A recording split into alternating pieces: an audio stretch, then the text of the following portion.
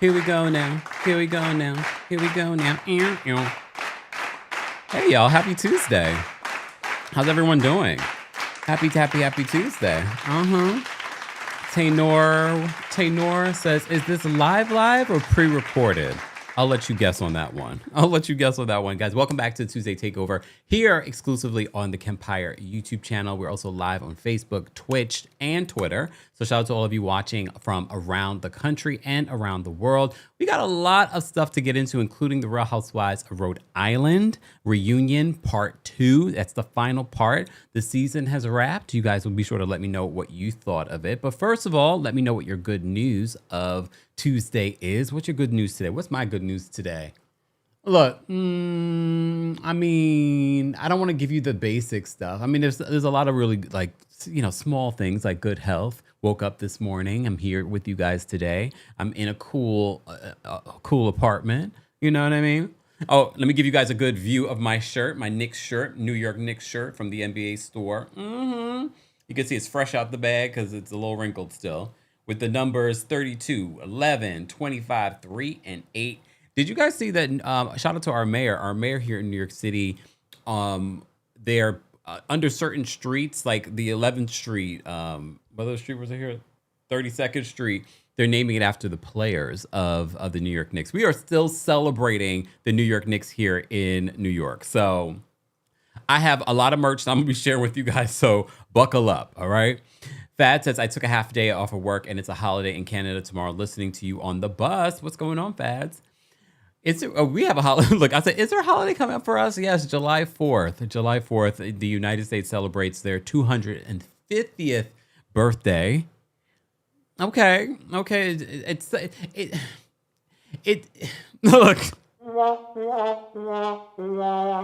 It's just crazy because it's the 250th, which is a big milestone for the United States, but you see what's happening in our country. So it's sort of like, okay, grateful for the freedoms, but how long do we have them? Then there's that. Shout out to those of you that have become new members of our Patreon. We relaunched our Patreon. If you haven't become a member, go check it out. You can, of course, join for free. We'll do a couple of free things there, but there are tiers to join. We did a paid live last night. It was very impromptu. So shout out to those of you that joined and shout out to those of you that watched the replay. You can go there now. I did spill a little tea in regards to some stuff that I heard. Okay, when it comes to Potomac and New York. So be sure to check that out. You can find the link in the live chat right now. I'll post a link in the description for the replay crew as well. So be sure to check out our new Patreon. There's a lot of really great things coming to the Patreon, so you don't want to miss out, okay? And for those that follow me on TikTok, that's where I'm probably going to start doing, that's where I'm going to start doing more of my evening lives, my impromptu lives and things like that. That's where I will be doing them. Just because, as you know, if you follow me on TikTok, ever since it's been, the whole conversation of it being taken over and then it was taken over, TikTok has been tremendously different. You all know I have a very large following on TikTok. I think I'm almost 400,000, but that's probably the least place I make money. And look, I know you guys find me entertaining. You see that this is entertainment, but this is still a business. So we still got to make money over here in order to keep doing this. I can't be on the street doing this for free. Okay. So we will be doing more stuff there. And for those of you that were part of our TikTok community where we used to do our watch parties and things like that, follow me on Patreon. Okay. Follow me on Patreon. So stay tuned for more stuff coming to Patreon. All right. Nicole says Trump only has 5 people at the 250 state fair. Didn't y'all hear that 50 Cent and who else? 50 Cent, I think Nelly and some other people are going to be performing at one of the events or something like that. Just saying. All right. Wave Q says you can't even show your shoulders on TikTok without them giving you a warning.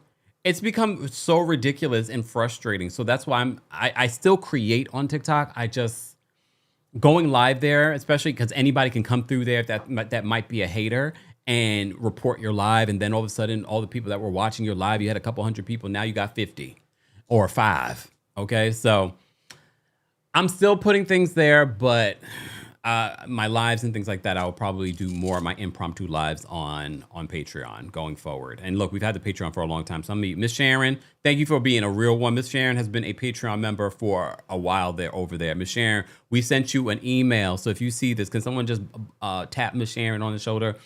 You've been grandfathered into one of the tiers. So because you've been there the longest. So go take advantage of that discount, madam. Okay. Maureen says, Kempire, what are you doing for the 4th? Minding my business. I don't know what I'm doing for the 4th yet. I really don't love to do too much on 4th of July because everybody is out and doing all the stuff. So I want to do something small and quaint like I did last year. So yeah.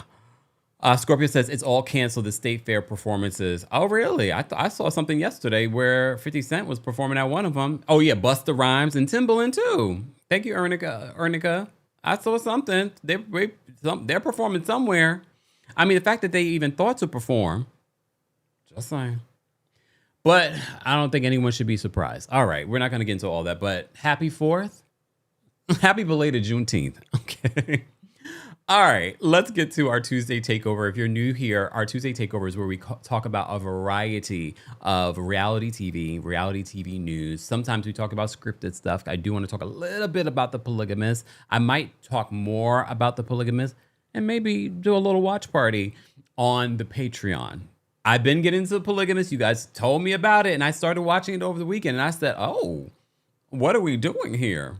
So we'll get to that in just a second. Let me actually open my notes so I remember everything because we have a lot to get into, and I will add the timestamps when I get ready, okay? Because it's a lot of work for me. All right, y'all have no idea all the stuff that I end up doing. So I'll add the timestamps later, okay? It could be tomorrow. We'll see, okay? Either way, enjoy. Oh, I know that's right. Nylon says, I call the 4th Juneteenth Part 2. Honestly, especially if you couldn't celebrate Juneteenth a couple of weeks ago. Juneteenth this weekend. All right. It's Saturday, right? July 4th? Mm-hmm. All right. Where do I want to be? Look, where do I even want to begin? Where are my notes? Oh, there we go. Clive Davis died. Well, he had his funeral already. Did you see that? The funeral happened already. That was quick. But then I thought to myself, well, he was 94. I mean, I'm sure they had been planning this for a while, right? Because Alicia Keys was there, Barry Manilow was there, Bruce Springsteen was there. Name them, they were there. But I'm not surprised. Clive Davis has been a mainstay in the music industry and pop culture for many, many, many years. So I'm not surprised at all the big names that were there, including Dionne Warwick. I'm not here to talk to you about the funeral. I'm here to talk to you about Auntie Dionne Warwick. Can I show you guys this moment from the funeral? You saw it by now, right? Okay, let me show you what happened at the funeral. Hold on. Good morning.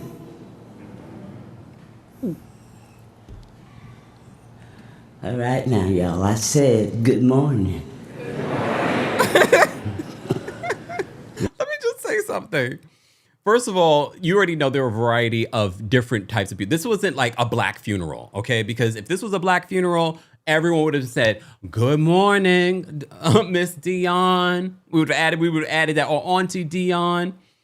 This was, oh yeah, Jennifer Hudson was there, hooting and hollering, as Sharkaz says. Yeah. Okay. Let me focus on this and remind me to talk about Jennifer Hudson in a second, okay? Okay. Dionne said, "Good morning." Silence, crickets. Dionne forgot that we were amongst mixed company, okay? Mixed company. She said, "Y'all better say good morning to me." Let me rewind. Okay? Good morning. Hello? All right now, y'all. I said good morning. You heard the laugh at the end, too? She was like, this is a woman of a particular age. Dionne Warwick is, 70-something years old, right? And she's a legend. She's an icon. There is no debating that. We'll talk about that when we talk about the BET Awards. She said, "Good morning."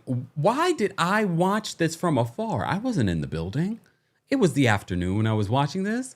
But when I heard her say good morning and she said it again, I said, "Oh, good morning, good morning, good morning, good morning, good morning, Auntie Dionne."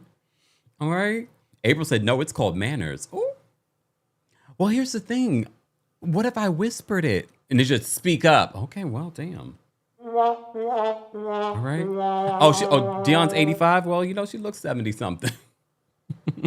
I'm sure. Why are you telling her age, Keith? Someone hit Keith in the knee. Don't be telling her age. I was trying to be nice. Okay? I was trying to be nice. Hey, see? All right, see? Stop clocking her age. All right? All right. So Miss Dionne said, here we go. Here we go. Good morning.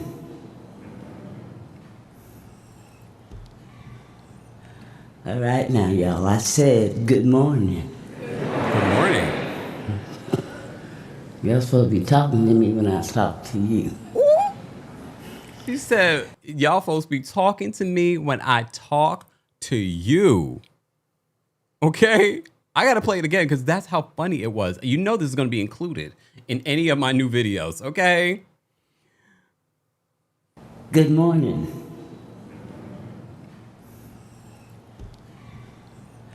All right now, y'all. I said good morning. You're supposed to be talking to me when I talk to you. Okay. Yeah. Clive. Yes, I love that. I love that. I just had to talk about that. I'm not here to talk about Clive Davis's funeral. All right? I'm not here to talk about Clive Davis's funeral. So shout out to Dionne Warwick getting the respect that she deserves when she tells you good morning. You respond, all right? I'll bet you the people that were there have learned their lesson. I'm willing to bet that there were some people, the black people in the audience that were like, good morning. You just couldn't hear them. She wanted to hear the resounding good morning. All right? She said, when I talk to you, you talk to me. All right? Right, Zach Thiel says she instilled the fear of God in me, and I wasn't even there. Me too. It was the afternoon, and I was like, good morning. Look, good morning. All right. Aisha says, I knew you would add this sound. Come on now. Just saying. All right. Kendra says, Kempire, I do this to coworkers when I speak and they don't speak back. Better speak back. Ooh. I mean, my thing is I've never had that problem. Someone says good morning to me, I'm like, good morning. Good morning. I'm responding. But again, like someone said in the chat, that's called manners. Right? Shonda Lynn says, well, they learned that day. I'm telling you, everybody learned. She just taught them a whole new lesson in proper etiquette. When someone says good morning, everyone in the church says amen. Okay? Okay, Wave Key says, Miss Dionne must be a Baptist. Is she? I don't know. Right? Nicole says, Clyde sat up for that one. If he could, he would have. All right. Anyway, I just wanted to mention that. Can we talk about Twista? I know. How do we go from that to Twista? Twista could be going to jail, y'all. Okay, for those that don't know who I'm talking about, because I forget too, some people were like, who's Twista? The game? No. Twista, the rapper, the one that raps really fast. I mean, he hasn't had a hit in years, but apparently that hasn't hurt him when it comes to his pockets. But it's about to, because Twista hasn't been paying his taxes. I heard this over the weekend. I said, oop, add to list for Tuesday Takeover. But here's the problem. He wouldn't have to go to jail because he had been warned by the IRS and by his accountants. I was just on the phone with my accountant yesterday and like, well, can I do this? And he's like, no. Chicago rap veteran Twista has pleaded guilty in federal court after prosecutors accused him of dodging hundreds of thousands of dollars in income taxes over multiple years. According to court docs filed this week, the 52-year-old born Carl Mitchell, I have never known his real name, entered a guilty plea last month in U.S. District Court. He probably entered a guilty plea because they probably had all the evidence to prove that he didn't. All right. So admitting to 5 counts of willfully failing to pay income tax. Federal prosecutors say that Twista failed to pay income taxes from 2019, before the pandemic, through 2023, despite earning income from performances, streaming royalties, album sales, and music licensing. Album sales? Wait. I mean, he does have a catalog, but I'm just like, how much could it be? Authorities say that both the IRS and his accountants repeatedly warned him about his growing tax debt. That's the part that got me. Monique said he looks like a Carl. Let me show y'all a picture, because some of y'all were like, who is this? And I want our audience to be informed. So let me show y'all who Twista, the rapper, is, aka Carl Mitchell. That's his real name. I never knew his real name in my entire life. He does look like a Carl Mitchell, though. Let me show you what Carl looks like. This is Carl Mitchell right here. For those that are watching on YouTube, but for those that are listening on the podcast, that's Carl Mitchell, all right? AKA Twista, the rapper, who now is facing jail time for not paying his taxes. So let me just remind you what they said about Carl. They said, according to court docs filed this week, the 52-year-old born Carl Mitchell entered a guilty plea last month in U.S. District Court, admitting to 5 counts of willfully failing to pay income taxes. Federal prosecutors say that Twista failed to pay income taxes from 2019 through 2023, despite earning income from performances, streaming royalties, album sales, and music licensing. Authorities say that both the IRS and his accountants repeatedly, let me show myself, because some of y'all are using my content and using my voice on y'all YouTube videos. Y'all lazy? Okay. Real lazy. I saw an AI news reporter this morning. I was like, is this AI? But anyway, I've digressed. So authorities say both the IRS and his accountants repeatedly warned him about his growing tax debt and his legal obligation to pay. And I know what you're saying. What about the president? Well, because of the laws, the president has been able to get away with not paying taxes because of how much money he apparently has. So it's not that he hasn't paid his taxes. It's the legal loopholes for millionaires and billionaires that has allowed him not to pay taxes. Him and Jeff Bezos and Elon Musk. While the rest of us are paying way more taxes than the president of the United States. That's a billionaire. Or the new trillionaire. That's Elon Musk. But I've digressed. Back to Twista. So they said authorities say that both the IRS and his accountants repeatedly warned him about his growing tax debt and his legal obligation to pay. Warnings that apparently didn't work during the years he failed to fork over his cash to Uncle Sam. Instead of settling what he owed, prosecutors claim that Twista entered agreements with a third-party company. So now this is where you need to go to jail. Entered in agreements with a third-party company to receive advances on future royalty payments. A move officials say was structured in a way that kept the IRS from accessing those funds. Investigators also allege he continued to spend here's the part, y'all. This is what Carl did. Carl Mitchell, aka Twista. Investigators also allege that he continued spending heavily during the period in question, including purchasing at least 4 luxury vehicles rather than using the money to address his tax liability. According to court records, Twista's unpaid tax obligations date back to 2011 and total more than $440,000. Really? Like, oh my goodness. You know what it is? They see these other people getting away with stuff. They forget that they're black. Just saying. Each of the 5 counts carry a maximum sentence of up to 1 year in prison, though any punishment will ultimately be determined by a federal judge at sentencing. Twista is scheduled to be sentenced on October 22nd. So he could have avoided jail just by paying his taxes, or even if he didn't have it, even though it doesn't sound like he didn't have it, buying 4 luxury cars, he could have come up with some sort of payment plan with the government. I don't get it. But fine. Someone said, hold on. April said, lock him up. Not lock him up. Well, damn. Exactly. Nicole says, why bother hiring accountants? Right. That part. Because that's the whole reason why they're there. If you're not going to pay your taxes, you might as well why are you paying them? Unless that's going to be the next thing that they're going to sue for the fact that you haven't paid them. Well, fine. All right. So Twista might be going to jail for like 5 years, y'all, for not paying his taxes, for intentionally not paying his taxes. The IRS warned him. His accountants warned him. Okay. Well, that's Twista. All right. Speaking of Twista, I have to figure out a segue.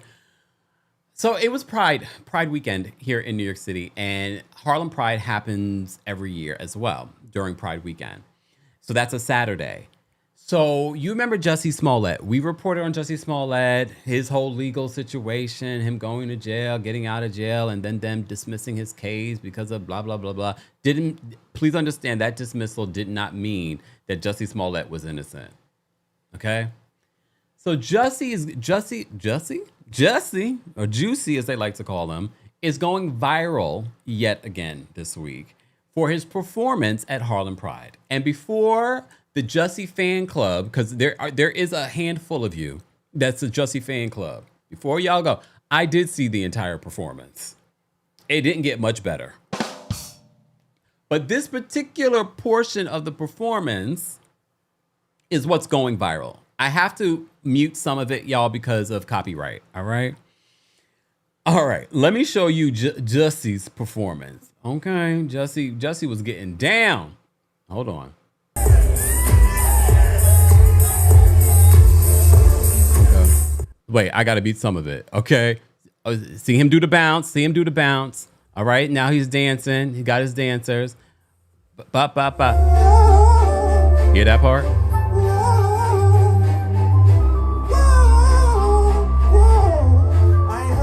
Oh, he said he ain't hurt no more. Hold on. Rewind the tape. Y'all see the dancer on the far right. All right? The dancer on the far right. Y'all pay attention to his facial expression when Jussie is trying to hit that note. Which, again, in all fairness, he was just dancing. He was bopping and weaving, doing the bounce and doing all this stuff. He even jumps into the Running Man at one particular point. Okay? Theo says, oh no, I'm scared. Theo, you didn't see this? Theo, you follow me on X. I posted this. Let me show you. Just pay attention to the guy on the far right. Okay, far right. Hold on. I ain't hurt no more. Wait.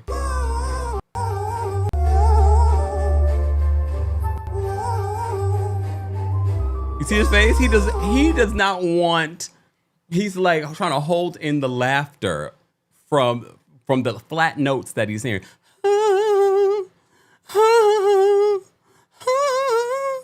Okay. All right. But it's not over. I ain't hurt no more. All right. He wasn't done though. Okay, they getting down. Okay. All right. Get down. Pause. I'll say this. For those that don't remember where Jussie's from, Jussie is not the fake Seto. Selena said his fake Seto. Here's the thing. I've never been a fan of Jussie's music. Remember, that was part of his thing on Empire. He was a singer. He's since tried to produce his own music and things like that. I have never been a fan of the music. Between the vocals and between the song quality just not being great. So when here we go. Lulu says, Kempire, leave your fellow gay brother alone now. Here's the thing. When you get on a public stage, people are going to react to your performance. I'm reporting the news, okay?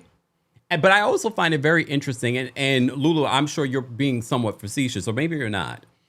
There's a handful of y'all that were like, look, this is why we can't prosper as a people. Don't ever in your life try to defend Jussie to me talking about this is why we can't prosper as a people.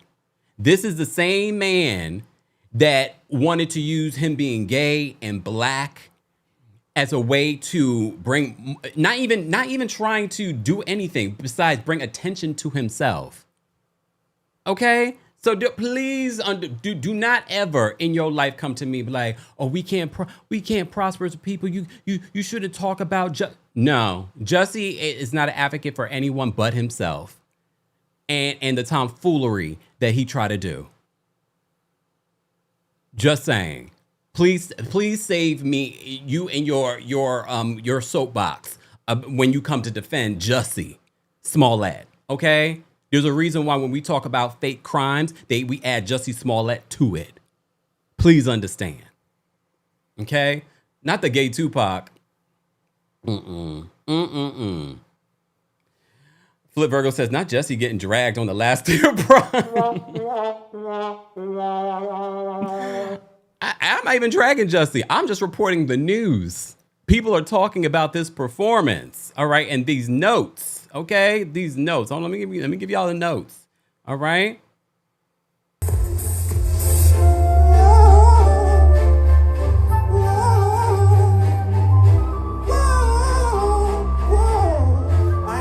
Okay? He's giving you these notes, all right? Anyway, happy Pride. Lulu, I wasn't coming for you because I feel like you were being somewhat facetious, but there were a lot of people in the comment section on other platforms that were like, you should be ashamed of yourself. He looks like he's happy. He's having a good time. Why do black people have to come after other black people all the time? Really? You can say that maybe about some other people. Please never use that when it comes to Jussie Smollett. Please don't do that. No, Miss Esquire says, please make this a sound Kempire. Done. look, done. Because as soon as you said it, I said, that sounds about right. Look, I can do it myself. No, mine's 2 on key. All right. Catherine says, okay, Portia the journalist. You know what? Poor Portia. Okay. All right. So that's the update on Jussie. Jussie had his performance in Harlem. Jussie was in the comment section of different videos addressing it. She's like, I was tired and da-da-da. Well, you look tired. Okay? You look tired. All right? But I've seen Jussie perform before. It's pretty much a lot of the same. Just saying. It's a lot of the same. It's a lot of the same. Who else has seen him perform? Just saying. Oh, who had the Jussie album? Show yourself. Your finest auntie, thank you so much for being a member and for the super chat. Your finest auntie says, Kemp, you messy. Keep going because I'm tickled as AF. You know what? Don't encourage me. Your finest auntie. I love saying your name, though, on here every time because I feel entitled to cuss. All right? You know when I'm going to be really cussing? Kempire After Dark, September 25th. Go get your tickets today, guys. Here in New York City, it will be our last show of 2026. It'll be here in New York City. Go get your tickets today. I'll be at the Green Room 42. There'll be meet and greets. But again, also don't be afraid to come on your own. So many people tell me that they're a little paranoid about coming on their own.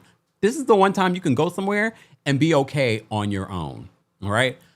There's also a live stream available. So even if you can't come, let's say you're in another part of the country, you can still be a part of the live show and be able to watch the live show for a week after. Ticket information will be available in the description. We also posted and pinned our new Patreon. So join our Patreon. I went live last night and talked more about Real Housewives of Atlanta. I talked about some Potomac tea. I dropped some RHORI stuff as well. That's where I'm going to start going live. I might go live again this evening on the Patreon. So be sure to follow us there. The link will be available.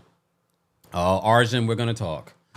We're going to talk about some Real Housewives of Atlanta. I'm just saving the good stuff for the end, all right? Have some respect, Arjun, next time you come in here. Look. Good morning. All right now, y'all. I said good morning. Arjun. Did Arjun even come in and say good morning? When I talk to you. Did Arjun even come inside and say good afternoon, good morning, or good evening? Did he even do any of that? He just came in and asked a question. And he asked the question twice. You're about to get blocked, Arjun. You're about to get blocked. No, I'm joking. All right. Where do I want to go next? Well, since Winter asked that question, I guess we'll talk about Real Housewives of Rhode Island reunion part 2. How did you guys feel about the reunion after seeing both parts? I have to say, it was good. It was definitely good. I'm glad they kept the season short. I hope they will keep next season short too if they don't have a lot. Because as you know, I've said this before, I felt like by the time we got to episode 10, I was like, we could wrap it up right now.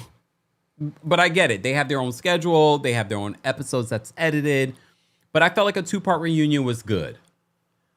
Rula, at this particular point, girl, you like it, we love it. I know I keep saying that. I've said that since mid-season. All right? You like it, we love it. It's very clear that man has a lying problem. He has not been honest with you ever. At one particular point during this reunion, Rula is finding out stuff that she didn't even know. So this man still is lying to you. It's still lying to you. I will say this. Joellen got on my nerves. I appreciate what she brought to this season. I appreciate both the receipts, but also her own personal story and the humor. Your husband's a slut.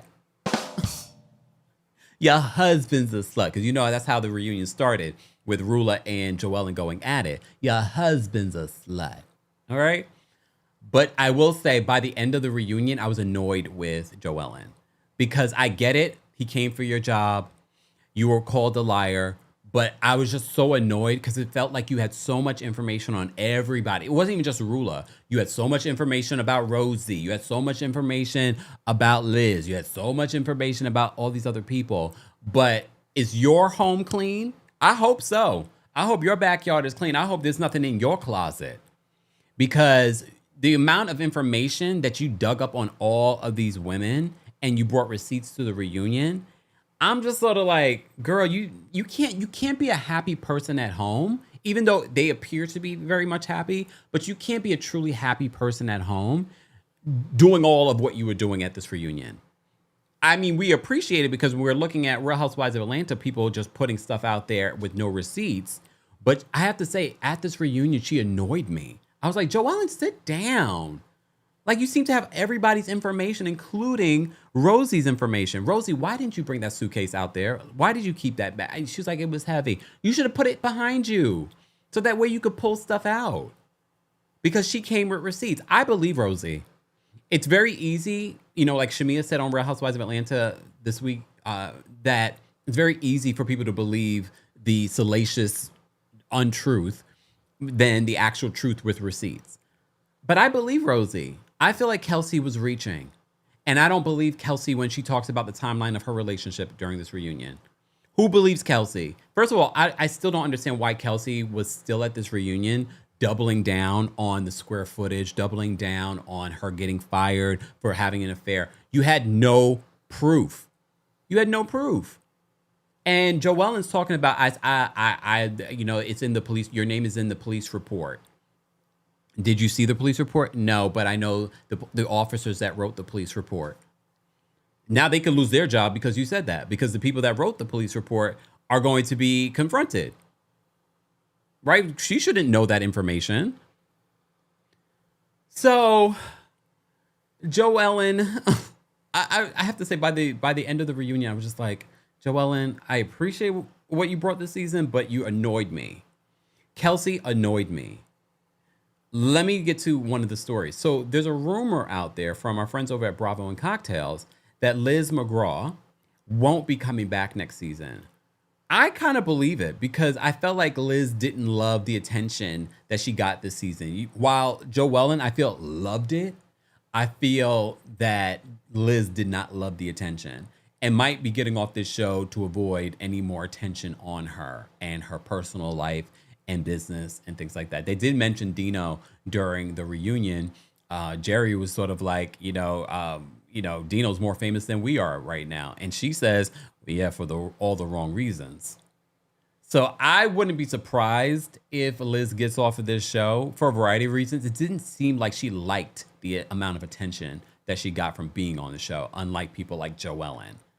There are certain people on this cast, more so it's Joellen. I can't even say that and Kelsey. They're the two thirstiest women on the show. And I'm not saying that Rosie isn't thirsty, but I feel like Joellen and Kelsey you're going to see a very big difference in their personalities come next season. I definitely think so. And you saw when Bill came out, her boyfriend came out, she was controlling everything that he would say.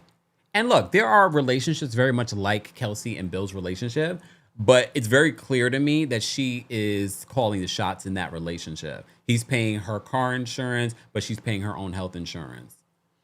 Okay. All right, girl.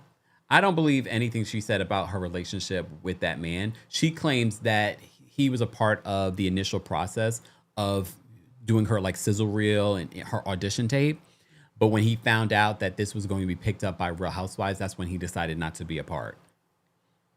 She said because he watches Real Housewives and he didn't want the other women talking about him and blah, blah, blah. Mind you, they still did that anyway. But if you're doing a reality show, anyone that's on this reality show with you is going to be talking about you. Again, I felt like every time that Kelsey spoke, it's like she was making up a story. And honestly, I kind of wish that Rosie challenged some of that because in the interviews that she did after the reunion, she was talking about what she had heard. And again, I know some of you are going to be like, well, yeah, Rosie didn't say anything. But we also have to keep in mind, too, editing is a very funny thing. She could have said something and they just completely edited it out. And the times that Kelsey was talking and they show Rosie's face, they could have easily taken her face from another moment during the reunion and put it there. I know you're probably like, they do that? Yes, they do that. And these housewives sign off on their ability to do that. So I don't know if Rosie just didn't want to fight or she did say something and they edited it out. I don't know. But I have to say, watching Kelsey navigate this reunion and give her excuses for why her ex wasn't on the show, the timeline of this, I'm just sort of like, did the timeline, Kelsey's timeline, make sense to you guys? Because she was like, we were on and off for a lot of time, so sometimes people would see me with Bill and they would not. She also claims that when she first got into the relationship with this guy, that what did she say? Oh, when she first got, she thought that they were exclusive. It wasn't until well into the relationship that she found out about this other woman that he's no longer with. Like they broke up in 2020. The timeline is not making 100% sense, right, y'all?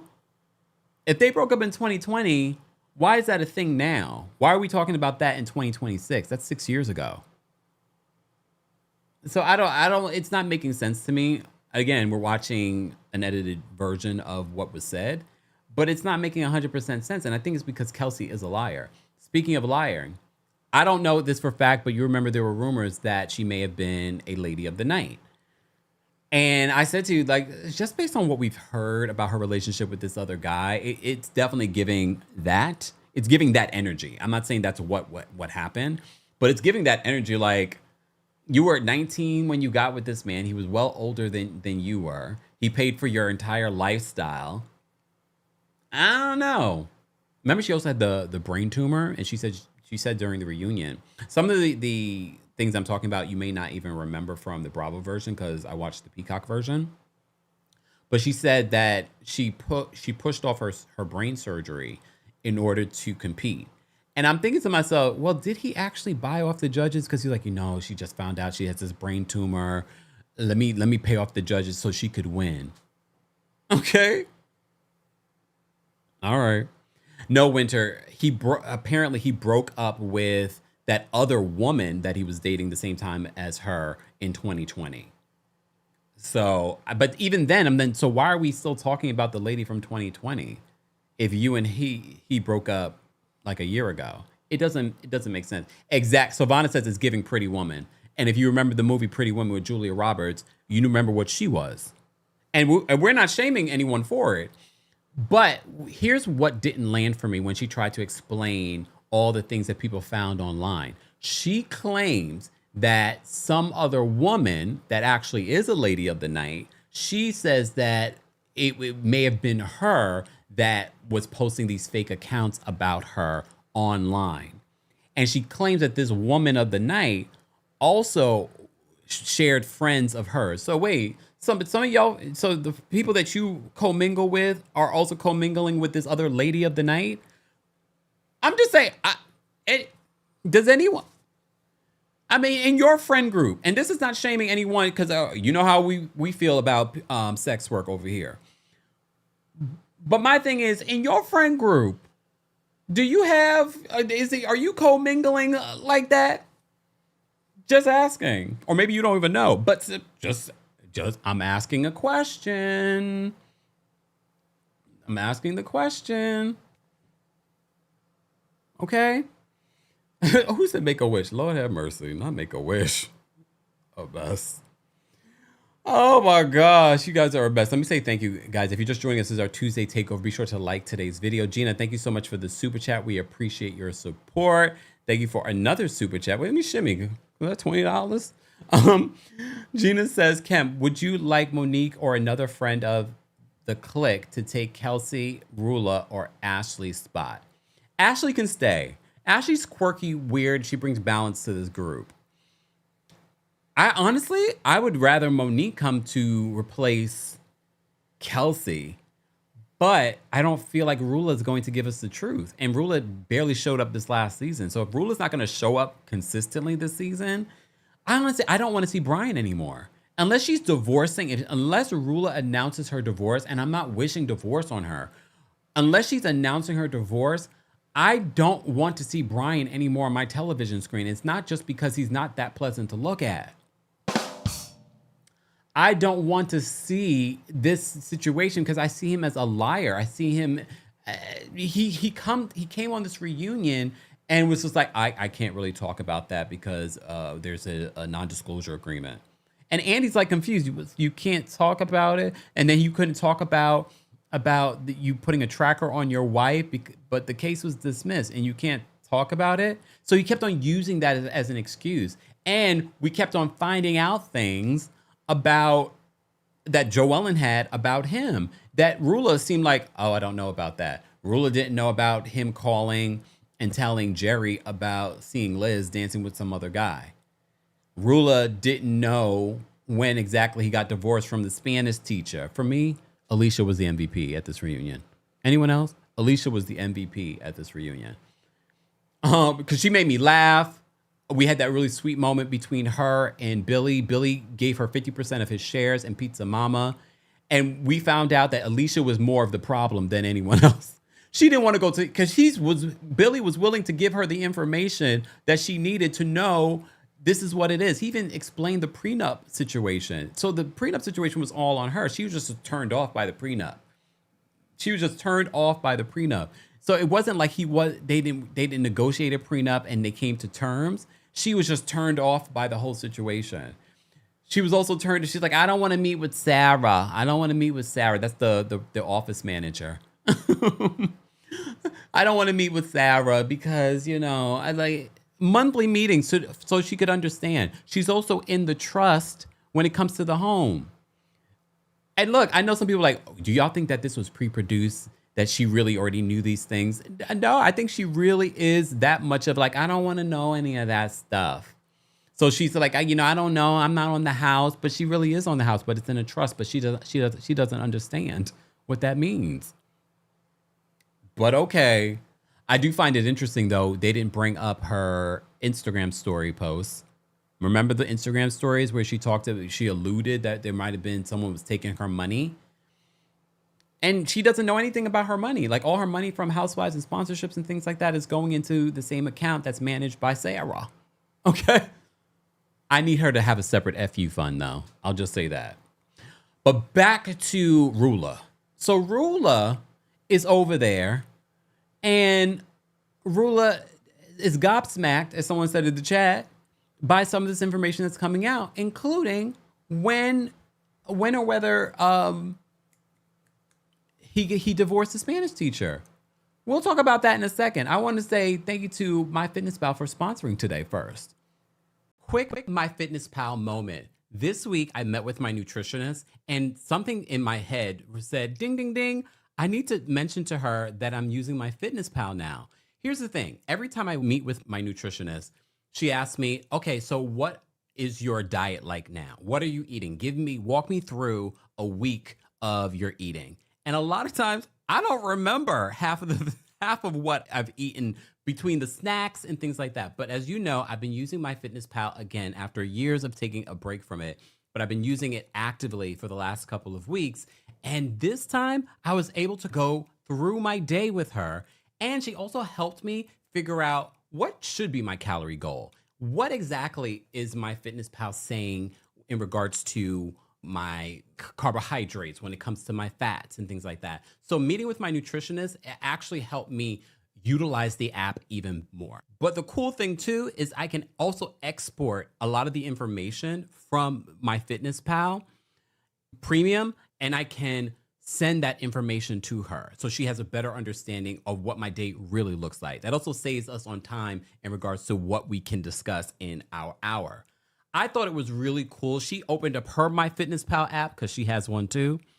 And we walked through the cool things that are available within the app that can help me actually have a better meeting with her. No more guessing. I opened MyFitnessPal and there was my whole week logged right in front of us. Real data instead of my memory. Because as I keep mentioning to you, your nutrition is the foundation of everything, from your energy to your sleep, and more importantly, your recovery. And if you don't know what you're doing when it comes to your diet, when you don't know what your activity looks like or what your food intake looks like, then you can't dial it in if you don't actually see it.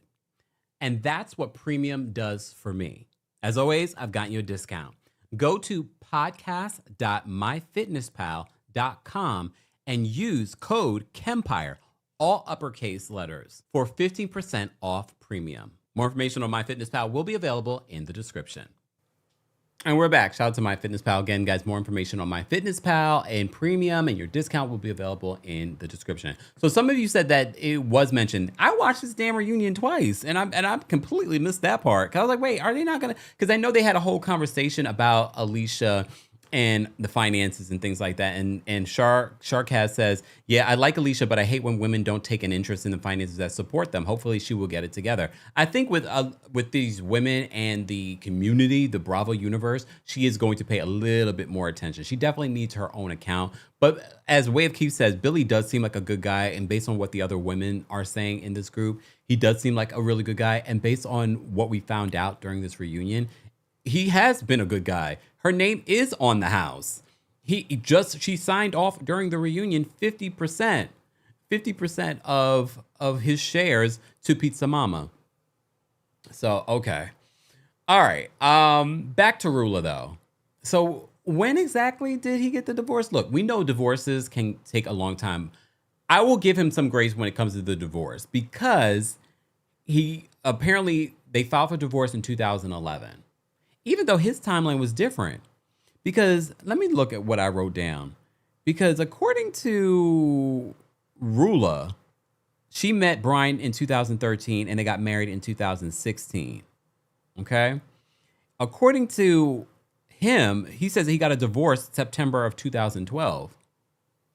And Rula says 2010 he got his divorce. Something's not adding up. But according to the court records, according to what Joellen digged up, again, you got to be so sad, but I get it. It's a reunion. You're doing reality television. 2011 is when they filed for divorce, but it wasn't settled until 2016.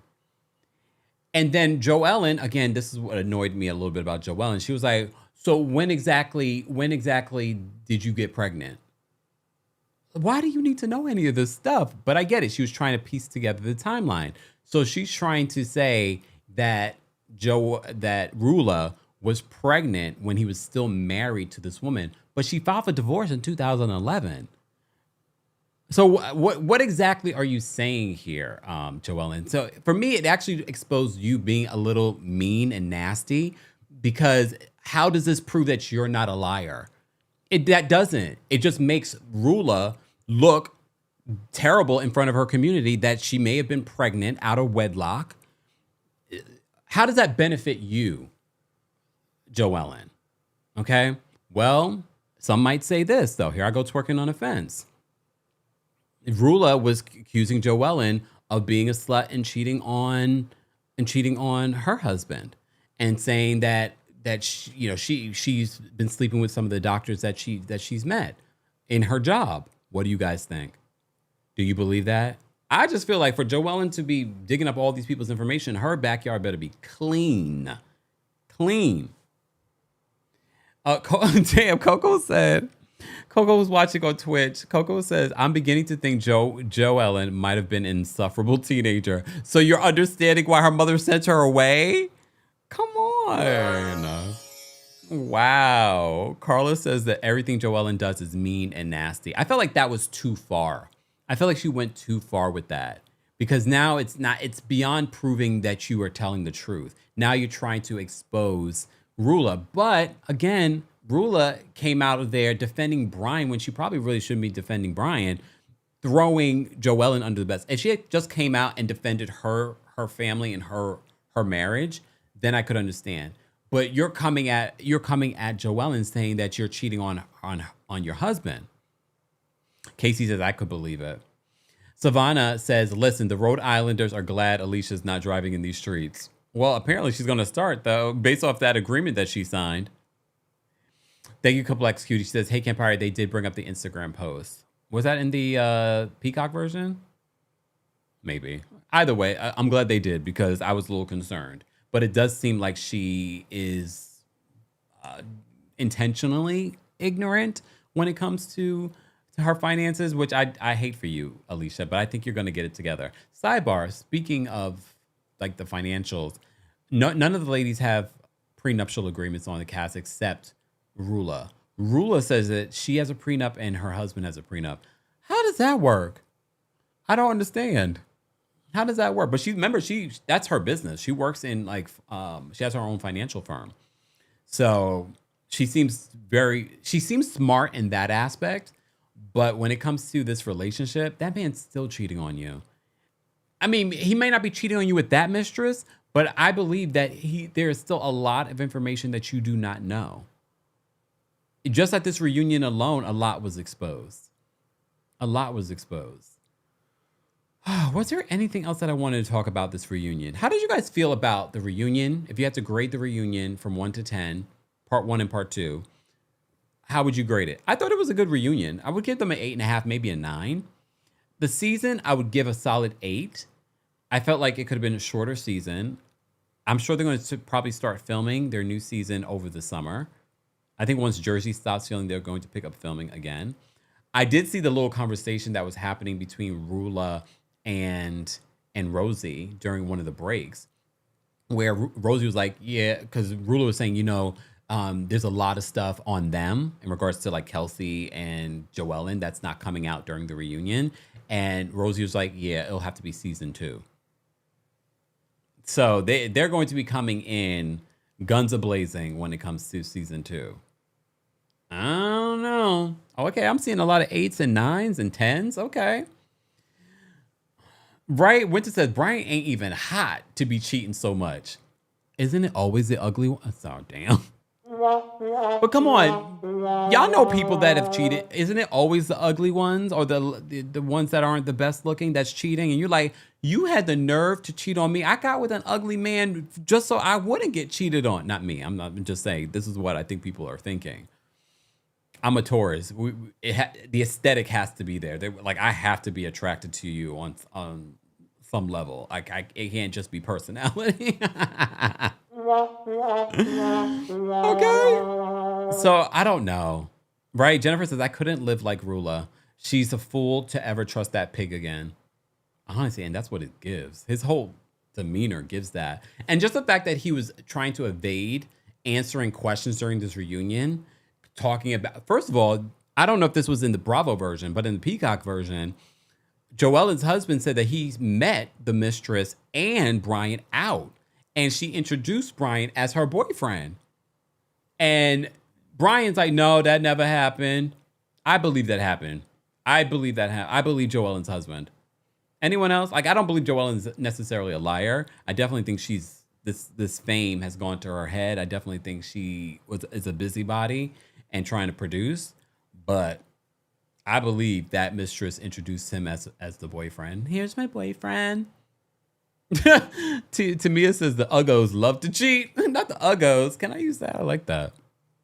Gina says Brian is so slimy, reminding me of Louie from Real Housewives of New Jersey. She's still with that man, but I think Teresa's still with that man to prove us wrong, but time will tell. Winter says you don't notice how Rula never kisses him. She gives him the side of her face. It could be for makeup, though. You know, they're at the reunion, kind of. She doesn't want that Uggo to mess up her makeup. Kempire, Nicole says Kempire. Oh, damn. Nicole, where'd your comment go? Nicole says, Kempire, the ugly ones are the worst ones, especially when their significant other is pretty and beautiful. Because beautiful women in general, you guys aren't superficial like that. You will date an ugly man. Which I can appreciate about women, but sometimes I wish that y'all would be a little bit more superficial. Because I see beautiful women with not the best men. Exactly, Maddie says, word of the day, Uggo. Right? I love that word. Thank you. Uggos, I can't. Yes, come on now, Uggo. Come on, Uggo. Yeah. I feel like women they're not as superficial when it comes to men's looks and things like that. You guys will be a little bit more open to dating a man that's not the best looking. All right? Savannah says if the money is right, laughing out loud. We'll see. But I'm telling you, it's the ugly ones that will cheat on you. All right? Even though you're drop dead gorgeous. Ugly one. I mean, look at Beyonce. I mean, perfect example. She wrote a whole album about it, and we were like, really? Jay-Z cheated on Beyonce?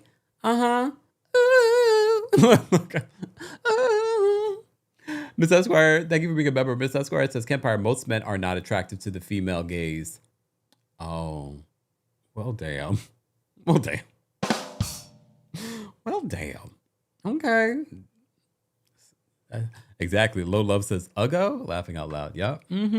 All right. Was there anything else that I didn't talk about in regards? Okay. Back to Kelsey, though. Kelsey seems obsessed with Rosie. I definitely think there's a level of jealousy with Kelsey. I don't know why.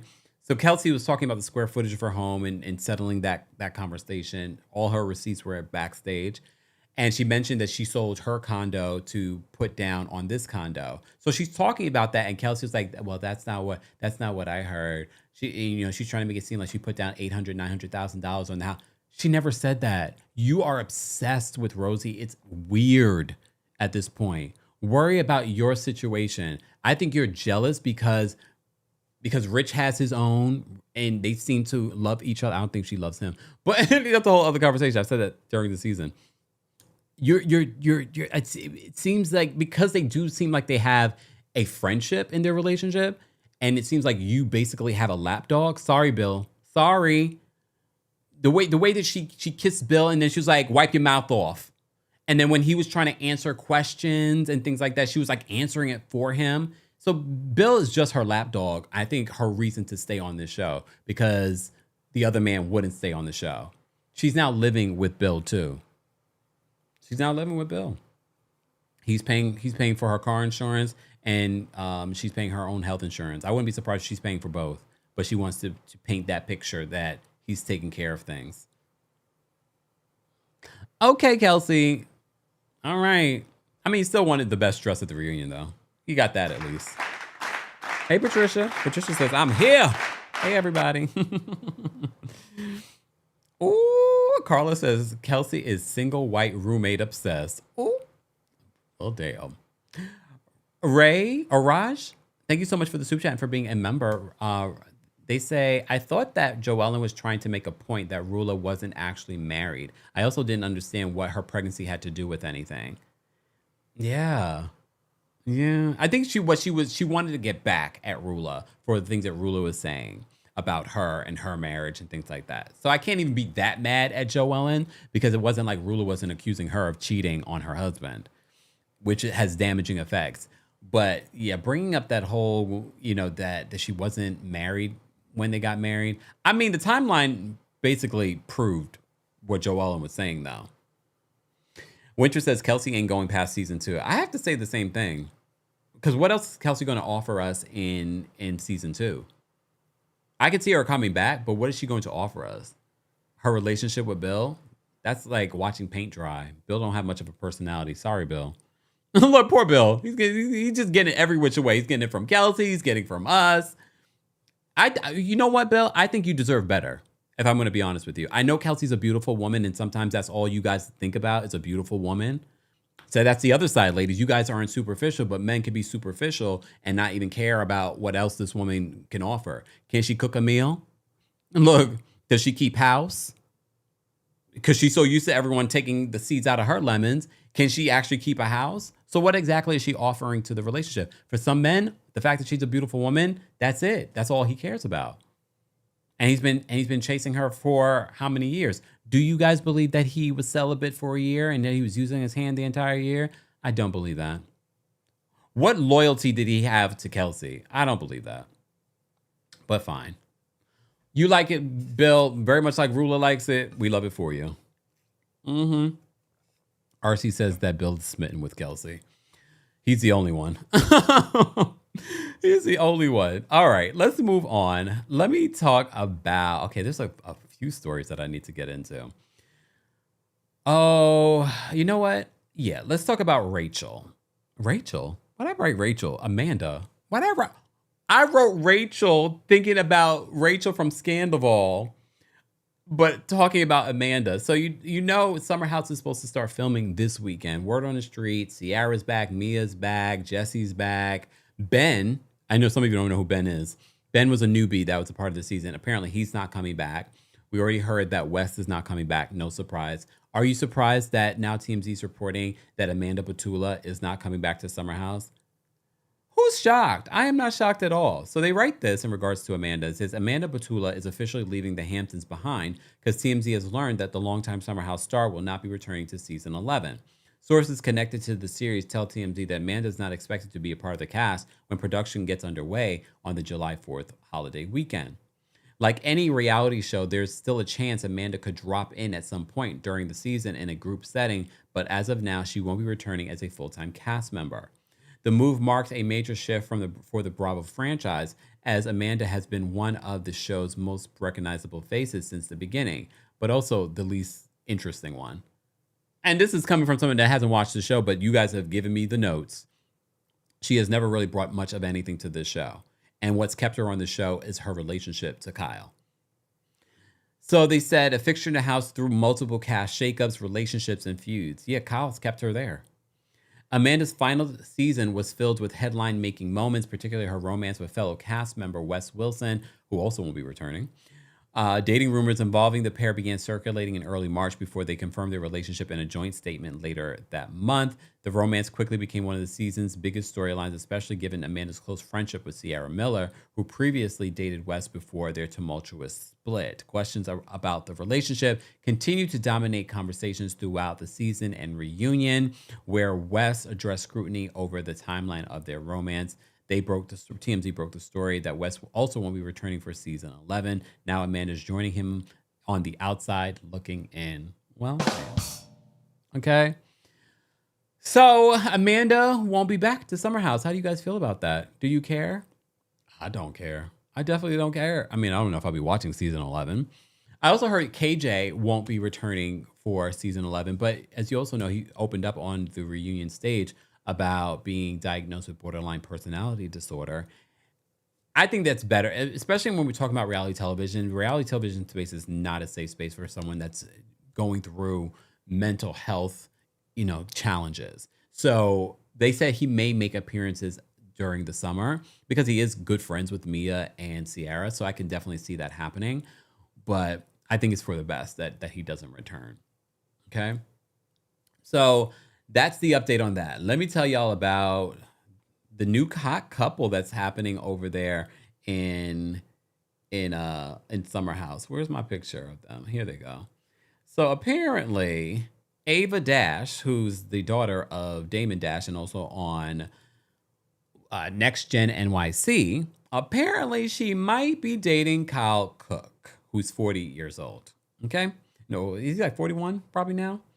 So according to not TMZ, according to Page Six, they said a spy spotted Summer House star Kyle Cook and Next Gen NYC breakout Ava Dash looking close in the VIP section at the Palm Tree Music Festival on the Shinnecock Nation grounds in Southampton this weekend, despite Cook previously denying there was anything romantic between them. Kyle is on the rebound. So, and it's also summer, okay? It's also summer. So people are going to be hooking up. You never had a summer romance? I should have a summer romance. Shoot. Who wants to be my summer romance? So they were hanging out at a table in the VIP section for sponsor Celsius, the spy tells us. It seems like something romantic was going on from the way they looked at each other. There was definitely a vibe that they were into each other. I mean, two good-looking people, why not? But there is quite an age difference. She's in her 20s. He's 40-something. Okay. So another source tells Page Six that they witnessed the reality stars locking lips. They were kissing openly, says the spy. An insider tells us that the pair aren't exactly dating, but they are in beginning stages of seeing each other. Ava, don't get involved with this married man. He's still married. I'm not saying that that's anything. Yes, clearly separated. But, girl, he also broke. Well, that's what he talked about during his season. Like, he's going through money problems. Your father's broke. Where am I going with this? Okay. What I'm saying is, Ava, you should be dating up, not down. Has your mother taught you nothing? Leave me alone. Leave me alone. Has she taught you nothing? Come on. All right. Ava, do better. The source says it's very new. They are talking and hanging out. Another source close to Cook insists that they are not dating. Cook, who's 43, denied that Dash, who's 26, were dating in March following reports that they were holding hands at a dinner. Sorry.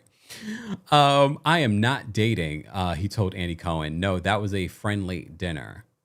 They're probably hooking up for the summer. You know how the summer is, right? Come on. Okay. All right. So that's the word on the street that these two, Ava Dash, Damon Dash's daughter, and Kyle Cook. I mean, Kyle's a good looking guy too, though. Come on. Y'all always talking about his skin. Y'all always making excuses.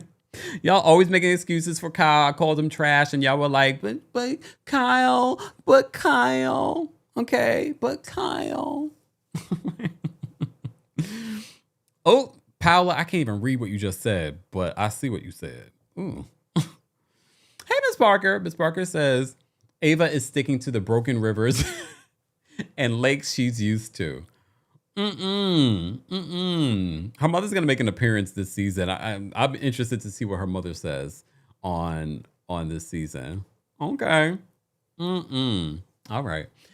Moving on. I want to say thank you to our friends over at Bowl and Branch, our sponsor today. Go take advantage, y'all. Have you noticed that your sheets are slipping off the corners lately? Or maybe your pillows don't feel as supportive? So many people think it's their mattress or they think it's their pillows when it actually has more to do with your sheets.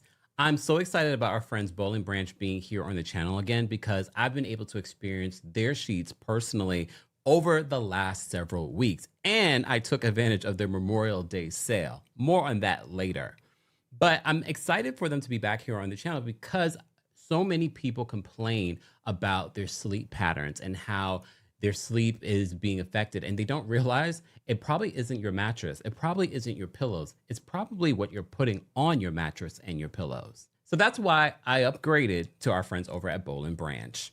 They make everything your bed needs. Their signature organic cotton sheets, pillows, blankets, and comforters are all designed to be breathable, incredibly soft, and get better over time. More importantly, how do your sheets feel after you wash them several times? So most people start with their signature sheets, and a lot of customers buy 2 sets so that they can rotate them. I know that's what I did recently. I've also added their waffle sheet, which I've already washed twice, and still it remains super, super soft and luxurious. So as I mentioned before, I took advantage of their Memorial Day sale. Thank you to all of you that reminded me to make that order that day. Literally got it, not the following day. I ordered it on that Memorial Day. I got it that Wednesday.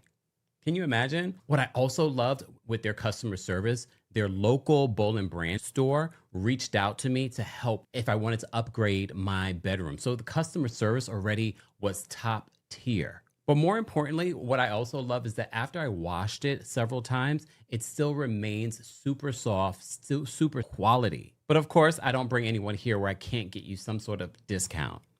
Sleep cooler this summer with Boll & Branch during their annual summer event. For a limited time, get 20% off site-wide at bollandbranch.com/Kempire with code Kempire. That's Boll & Branch, BOLLAND, branch.com/Kempire. Code Kempire to take 20% off. bollandbranch.com/Kempire. Exclusions apply. More information on Boll & Branch will be available in the description. Thanks, Boll & Branch. Shout out to Boll & Branch. Way of Keith is a mess. Way of Keith says, I hope Rula got Boll & Branch on speed dial. Got to change sheets every day with Brian and his cheating. And she can afford Boll & Branch. Go ahead. Go take advantage of that discount, Rula. I know you're watching, girl. Okay. More information on our sponsor, Boll & Branch, will be available in the description, guys. Go take advantage of the discount while it lasts. I do want to briefly talk about The Polygamist. So many people hit me up and said, you have to watch The Polygamist. I'm not going to give you any spoilers. Okay. Maybe I'll talk more about it on our Patreon this evening or in the future. Join our Patreon. There's a link available in the description, or if you're watching it right now live, it's available in the live chat pinned. First of all, it's a South African show that's on Netflix. And I'm so glad you guys told me because it's an easy watch. Like I said, I'm in the middle of it. I think it's 13 episodes or something like that, or maybe a little bit more. It's really good. And they do sort of like the dubbing of the voices. So I really sort of I don't pay too much attention to that because that will annoy the hell out of me. I don't know about anybody else. But it's so good. It's so good. It's about this woman that's married to this man, Jonasy. Is that how you pronounce his name? Jonasy? We'll call him Jonah. Jonasy, who basically is cheating on her and seems to have a problem with remaining faithful. A serious problem remaining faithful. But it takes a lot of these twists and turns, things that you would not expect. People are in jail. Houses are getting burnt down. Okay. There's it's 22 episodes. Oh, damn. I think someone told me something else. Oh, Lord. It's 22 episodes, 20 to 30 minutes each. Thank you, Olympia. Wow. Well, that's good. That means I am halfway through. Lord. Wavekey says I'm on episode 6. It's so good, though. It goes so quickly. Hence why I'm I don't want to give away too much for those that haven't watched it yet. Sharkaz says it's based on a novel. Well, thank you, y'all, for giving me some of the details. This is why I rely on y'all. Shout out to our South African community that first of all, put us onto this, but some of you that are here in the States also started watching it as well. Nikki says I'm on episode 12. Well, that gives me hope that there's 22 episodes because I'm then I have a few more to go. All right. Dina says Jonasy is so unattractive, which is proving the theme of today's Tuesday takeover. It's always the ugly ones that are cheating.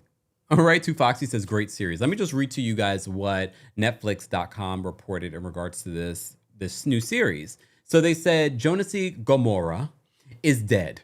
Excuse me. Because that's how it starts. It opens up at his funeral. On the outside, the South African business tycoon's funeral seems like a full house of devoted mourners, including his wife of more than 20 years, social media influencer Joyce, and their adult children, Pume,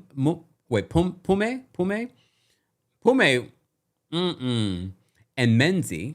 But what the bereaved audience doesn't know is that despite Joy's picture-perfect presentation as a grieving widow, she hates her dead husband with a fervor.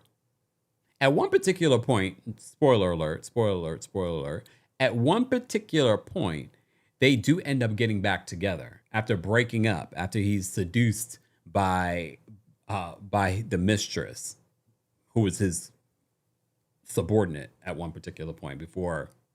Okay, I don't want to spoil anymore. Okay.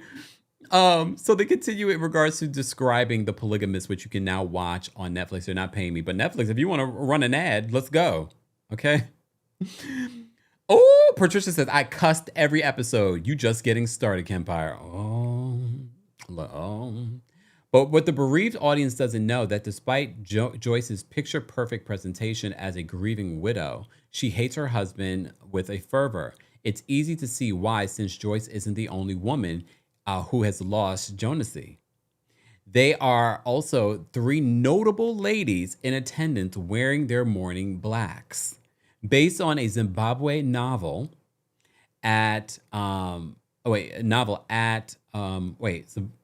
on a Zimbabwe novel of the same name by Sue Nyathi, a showrunner, Akin Amatoso, the Brave Ones, adapted the story of how one man's greed and lust led to his downfall. So I don't know. At this particular point, I don't know how Jussie ended up dead, but stay tuned. All thanks to a cunning wife who will stop at nothing to save her family's reputation. Okay? So then they list the different people that are on the cast. Oh, it says here, stream all 22 episodes of the soapy South African drama now on Netflix. There's a few South African movies that are available on Netflix as well. All right.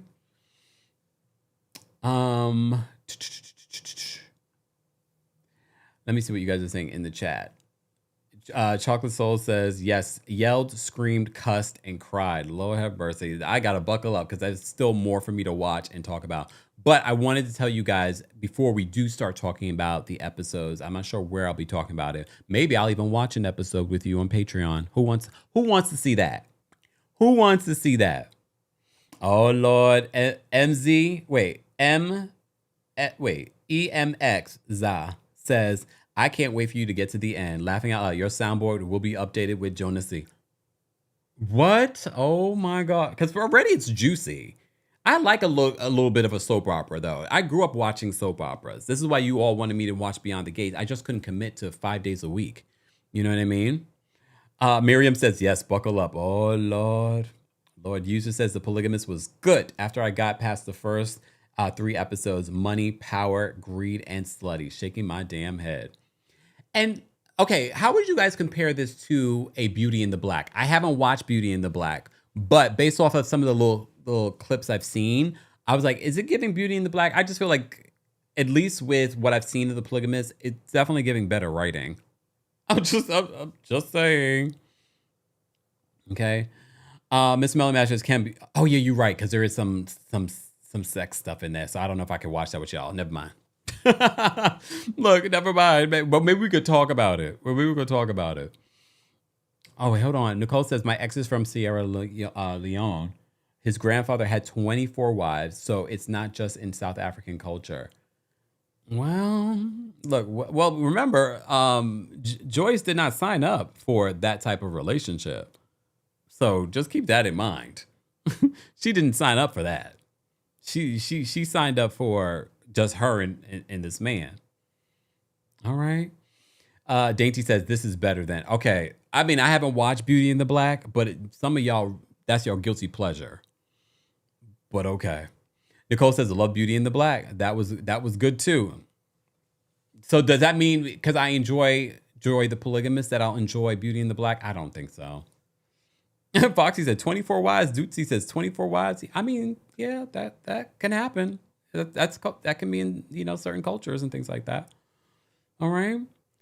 Okay. D says it's better than Beauty and the Black to me. The story is better developed and a little less ratchet. That's what I was like. I don't know if I would compare the two. So I said, let me ask. Okay. CJ says the ending is fire. Wow. Okay. Virgo says you could tell Tyler is not writing. Oh, Beauty and the Black? Because is that what makes Beauty and the Black better? Is because he's not writing it? Is that what you're saying to me? Should I read between the lines? So I'm not. That's the only part of what I wanted to mention in regards to Polygamist. Get into watching it, y'all. I'm in the middle of watching it as well. You can watch it on Netflix right now. They're not paying me, but they should. They should. There's so many other things that I want to talk about, including the BET Awards. Did you guys watch the BET Awards last night? Not last night, Sunday night. I know it feels like last night, but Sunday night. First of all, can I just talk about the fashion? The fashion at the BET Awards was top tier this year. And I say that because if you go back and you watch some of the previous red carpets that they've had, people dress like they're going to the club usually when they go to the BET Awards. This year, it felt like everyone dressed up like they were going to the Oscars. And everyone looked so good. And look, I could probably spend the entire Tuesday takeover talking about all of the looks, but I just chose some of my favorite ones first. Okay, so let me show you some of my favorite ones. First of all, okay, before we even get into that, what did you guys think of Drewski as a host? When it comes to comedy, I know not everyone is going to be my cup of tea. And I watched some of the skits again today. I'm like, I didn't find him funny, but I get it. I'm not his demographic. The whole reason why they even put him as the host was so that they could get that younger demographic, get the streamers and things that obviously he's gone viral many, many times. People love him. I was sort of like, I don't get it. None of his skits for me, not the opening skit, not when he came out as Jay-Z. I was like, okay, y'all like it, fine. But for me, the moment that stood out to me was when he was in the audience, which I feel like it was a pre-planned moment skit between him and Keke Palmer. And I said to myself, Keke Palmer should be hosting this. So I wouldn't be surprised if you see Keke Palmer host the BET Awards next year. But this moment between Keke and Drewski, where she basically takes the mic from him, it's like, this should be my gig. And then she introduces Cardi B's performance. Who was your favorite performance of the night? I have to say, best vocals of the night, I'm going to give to Ray. Because her performance of her song, I was just like, whoa, delivered. There were quite a few great singers there last night. Well, Sunday night. But for me, her performance was like hands down, like best vocals, okay? Trey says he's not funny. Look, again, everyone's going to have a difference of opinion in regards to it. I just was like, I wasn't impressed. He was my least favorite part of the BET Awards. Okay, I really enjoyed Ray's performance as well. Thames delivered. The mic was on. Y'all know how much I love me some Thames. I love her song, What You Need. She performed. She also performed during the Lauryn Hill tribute, which we'll talk about. Lizzo looked amazing. This was the best that I've seen Lizzo look. As you know, Lizzo has been battling with her record label. Her album came out and no one bought it. But she showed up to the BET Awards looking ethereal. That from the hair, makeup, the dress, the body is snatched. Look at that waist.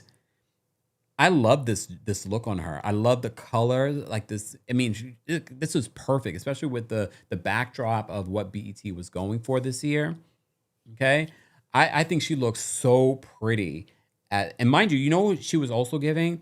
I don't believe Kelly Rowland did the red carpet, but she presented Sylvia Rhone the Ultimate Icon Award for all of her contributions. And I loved Sylvia Rhone's speech. And as someone that grew up following music, doing music and things like that, I'm very familiar with Sylvia Rhone. I'm very familiar with her impact and influence in the industry. I think a lot of people don't realize that, and they probably learned a thing or two.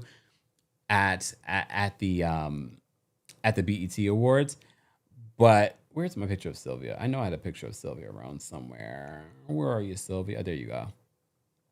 I loved seeing her there, and she definitely deserved her flowers because there's so many executives, with Clive Davis passing away. I don't think people talk enough about a Sylvia Rhone and her connection to so many of your favorite artists, from Brandy to Tyla of today.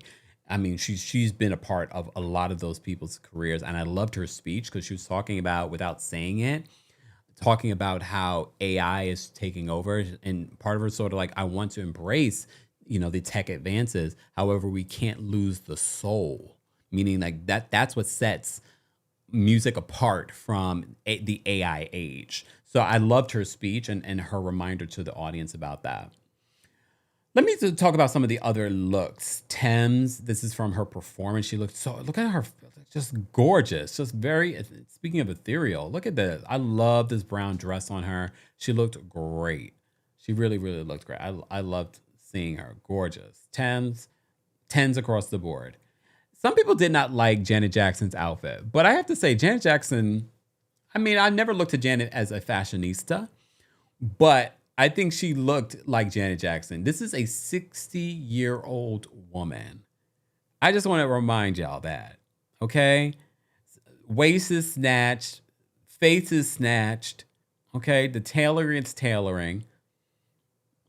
First of all, can we also talk about how many, like the guest list for this year's BET Awards has to be the best of the best, because they had everyone. They had Janet Jackson.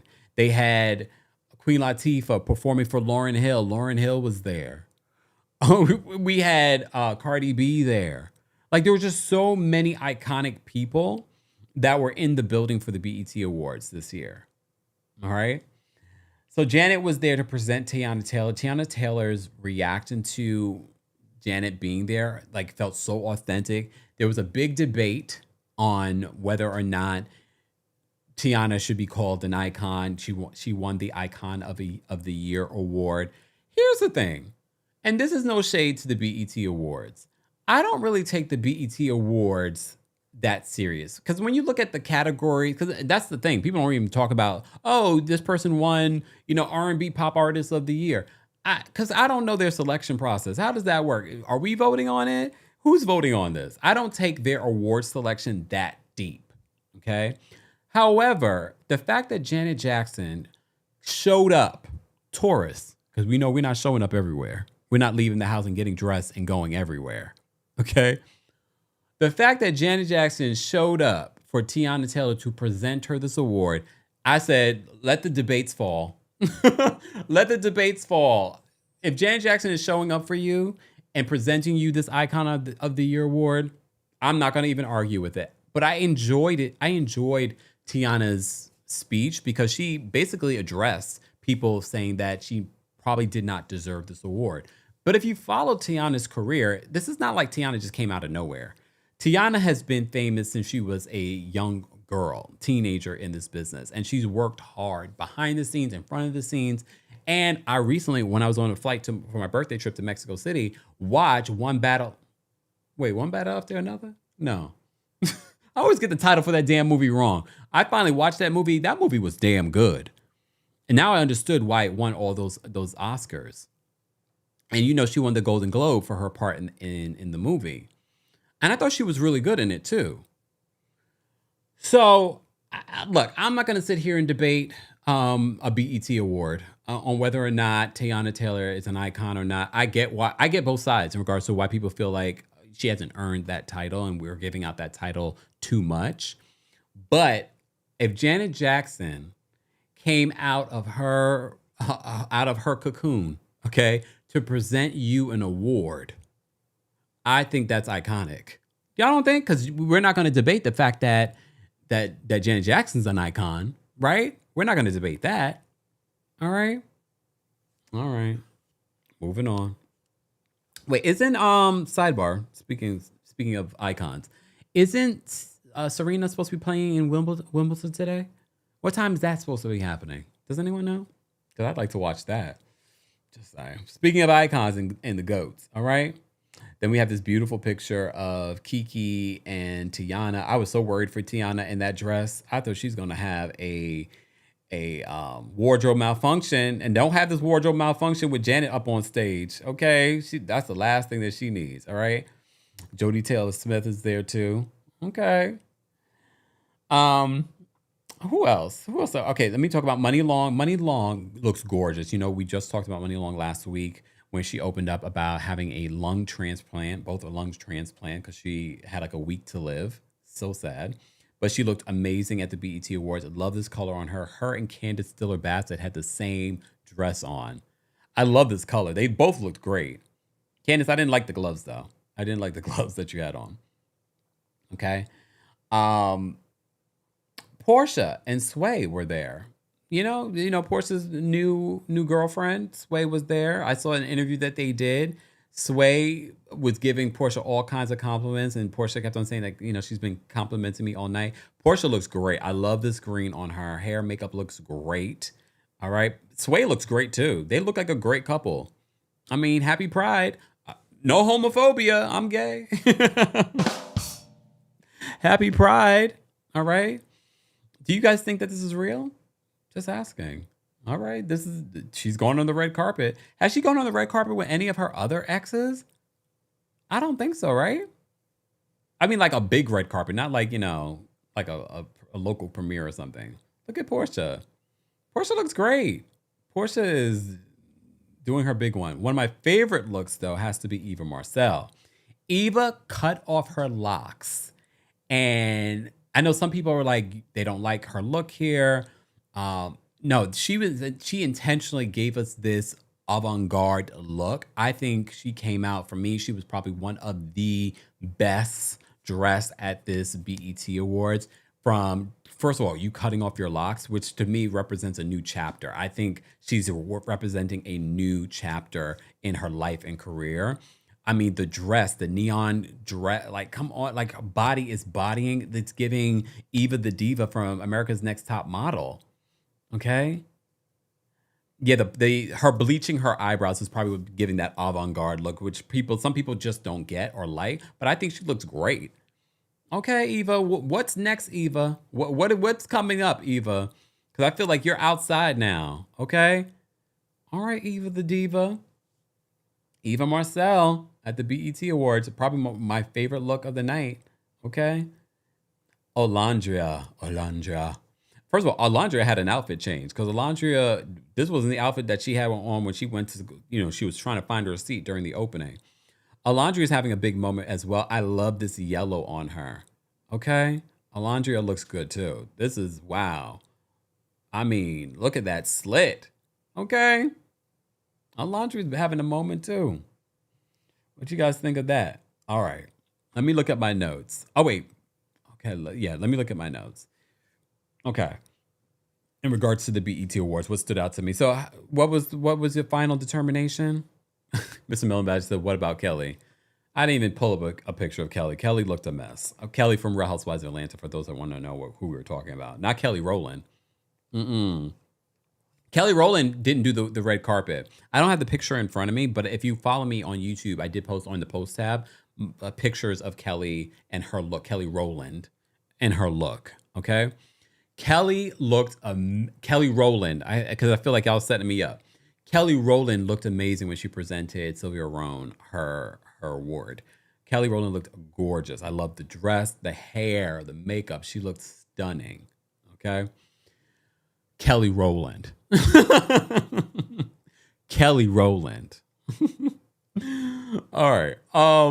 The D'Angelo tribute. Shout out to everyone that was a part of that. Everyone gave vocals. All right. Who else? Oh, D'Angelo's 3 children were there to introduce the tribute as well. I thought everyone that was a part of it, Duran vocals, Duran really shined for me in that moment, but everyone delivered. But Duran killed it when it came to the vocals. I was like, okay, I see you. What you're doing over here. Okay. Angel says Kelly and Kelly are polar opposites. Yeah, 100% agree. 100% agree. So the D'Angelo tribute was beautiful. I thought that was nice. I love how they even opened it with D'Angelo. It almost felt like D'Angelo was in the building, opening that performance. So I thought that was really, really nice. All right. Let's talk about Lauryn Hill's tribute. So Lauryn Hill's tribute is what closes out the BET Awards. It was like 20 minutes. They open with Tanya Blunt, okay, Warren Treaty. They open with them singing Joyful, Joyful Lord, we adore thee. I was like, is that Tanya Blunt? And then they zoom in. It's Tanya Blunt from, you remember that moment when they're sitting at the piano? Her and Lauryn from Sister Act 2.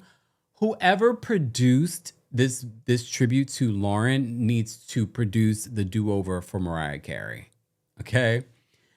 Because I was like, okay, they're just going through her entire career. Shout out to all of the performances. They had Common perform at the end with Queen Latifah. You got an Oscar winner and you got an Oscar nominee performing for you. And you're an icon in the audience. Lauryn also has her own kids that were performing. Zion performed. Joshua performed. Her daughter Selah performed. Performing her music. I was like, she's got her own Marley clan. She's got her own Marley clan that went up there and they're performing. Her son Joshua is the one really pursuing music, not the other ones. So I love that they were intertwined into the performance. So they go throughout Lauryn's career and they had a bunch of different people, including Thames performed. Lizzo was there. Doja Cat was in the building and performed for Lauryn. We had Nas come to the stage. I mean, Tierra Whack was there. Rhapsody performed. Like, there was just so many incredible people that were a part of this Lauryn Hill tribute. And Lauryn's sitting there singing the songs, having a good time. Lauryn was on time, y'all.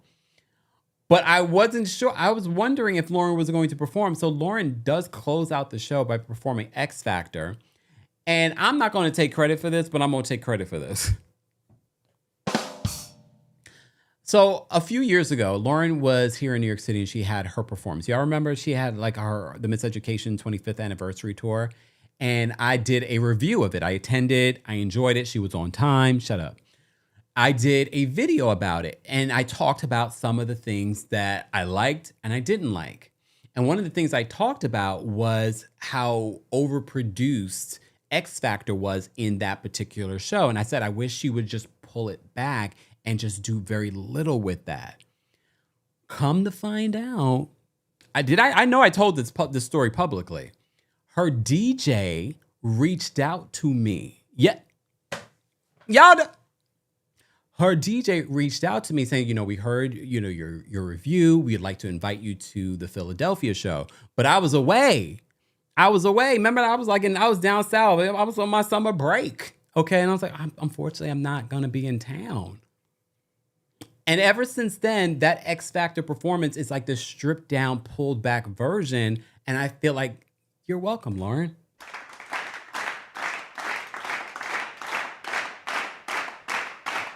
She reached out to me, not Lauryn herself, the DJ did, who was fly too. That DJ was fly.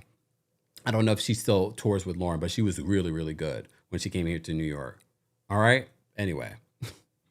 Yes. If she had never reached out to me, then I'd be like, oh, they never saw it. How did they know? How did they see my review? No, the DJ reached out to me and invited me to the Philly show from that 25th anniversary.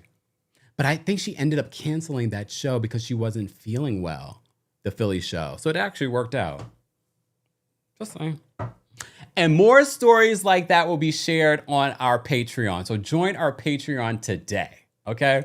So I love seeing Lauryn come out and perform X Factor. I'm glad she performed it. She even closed out the BET Awards with Everything is Everything, which is one of my favorite songs from the Miseducation. But seeing the fact that Lauryn has one icon. Look, I love also the MTV Unplugged. I don't know about anyone else. That's one of my favorite Lauryn Hill's albums too. But the fact that she's still able to tour off of the Miseducation of Lauryn Hill and have a whole tribute off of that project says a lot about her artistry. Okay. Of course, they featured some other parts of her career when she was the Fugees and things like that. It was a great tribute. Excuse me. It was a great tribute. I really, really appreciated that tribute last night. And I'm glad that I ended up watching it because I was trying to watch it and watch Real Housewives of Atlanta because, yesterday we recapped it. So, I have homework to do on Sunday nights. So I was trying to watch Real Housewives of Atlanta, but also go back and forth and watch the BET Awards. But I was done watching Atlanta, so I went back to watch the BET Awards. And I was so glad that I did because I didn't want to miss the Lauryn Hill tribute. They did that. Everyone that was involved, everyone that produced it, Lauryn, when she went up there to accept her award, saying that she does this because she loves us in regards to performing the way that she does. So, Lauryn, thank you for your contribution to music. I loved it. Hey, Janelle. Janelle, I felt like I heard you scream my name.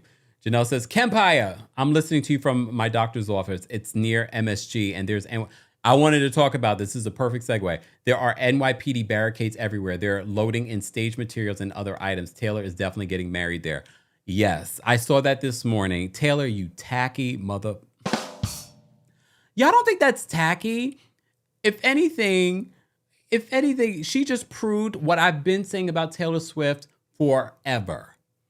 Who gets married at Madison Square Garden? Who is attending this situation? You telling me she's got that many friends she's got to get married at Madison Square Garden? And mind you, that means they're going to probably shut down that part of Manhattan, which is annoying for us New Yorkers during a holiday weekend. Really? She's lucky it's hot outside, so most of us will be inside. I think that's so annoying. Exact Jean says she is so annoying. And I think she's doing it in this big way. It's because we've all been saying that we don't believe this relationship. I honestly believe that's what she's doing. I believe it was Aphrodite that pulled cards on her saying that she's basically determined to give a big F you to everyone that doesn't believe this relationship. Well, guess what, Taylor? F you. We see right through you. This is exactly why am I feel like I'm beefing with Taylor Swift? Why am I beefing with Taylor Swift? I like Taylor Swift's music. Well, not all of it. But, I like some, shake it on, shake it on. Like, there's certain songs that I like. But at the same time, she's annoying. I don't believe this relationship. I believe she's doing this in a big way in order to say F you to all of us. And that doesn't believe this relationship. You don't believe this relationship? Well, I'm going to put it in your face. Girl, don't nobody care about you marrying this MAGA man. I was saying this the other day. I feel like Taylor Swift and her being a feminist and being liberal is very performative. But that's me. Anyone else believe that? Anyone else believe that her alliances to the liberal movement is performative? How are you marrying MAGA man and you swear that you're a liberal? Really? Girl, please. Please. But thank you so much, Janelle, for reminding me, because that was a story that I wanted to mention. So word on the street, even though I think we kind of already knew this, that she is, in fact, Taylor Swift and Travis Kelce are getting married at Madison Square Garden. Tacky. But mind you, she is a billionaire and he's a multimillionaire. She could get married anywhere. Why are you getting married in the middle of Madison Square Garden? Okay, girl. Weirdo. Oh, look, weirdo. All right. Sorry, y'all. All right, let me say thank you to Factor for sponsoring today's Tuesday Takeover, guys. Keep liking the video if you haven't already. Okay, I get it. It's not a new year, but it can still be a new you. As you know, we've partnered with Factor many, many times, and this is no different. But let me paint a picture for you. Hunger strikes, and you're exhausted. I know it, especially on a busy day. There's something healthy in your fridge or pantry that you should be making, but you don't have it in you. Relatable, right? For me, eating healthy isn't a willpower problem. It's a setup problem until I found Factor. As you know, I have a busy schedule. Sometimes there's breaking news and I do not have the time in me to cook that meal or prepare for that meal. With Factor, I'm hitting my nutrition goals this season without the planning, grocery shopping, or cooking. What I also love about Factor is that you're getting great quality meals, dietitian approved meals. Factor has meals built around your goals, whether that's weight loss, overall nutrition, more protein, or GLP-1 support.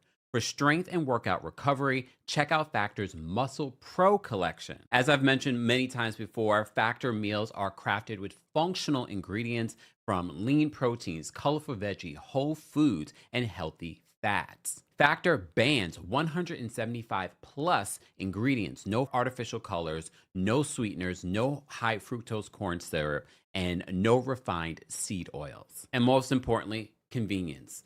Ready in 2 minutes, Factor shops, preps, cooks, and delivers straight to your door, so you have more time for everything you love this spring. Head to factormeals.com/Kempire50 off and use code Kempire50 off to get 50% off and free daily greens per box with new subscription only, while supplies last until September 27th, 2026. See website for more details. More details on Factor and your discounts will be available in the description.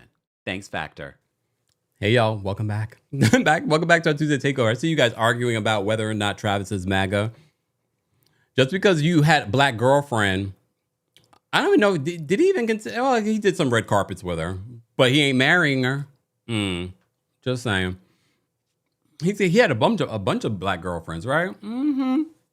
Y'all can argue over who's MAGA and who's not MAGA. Just because they don't outright support Donald Trump doesn't mean that they're not MAGA and they haven't shown their MAGA ways over the years. But okay. Okay, y'all can argue amongst yourselves.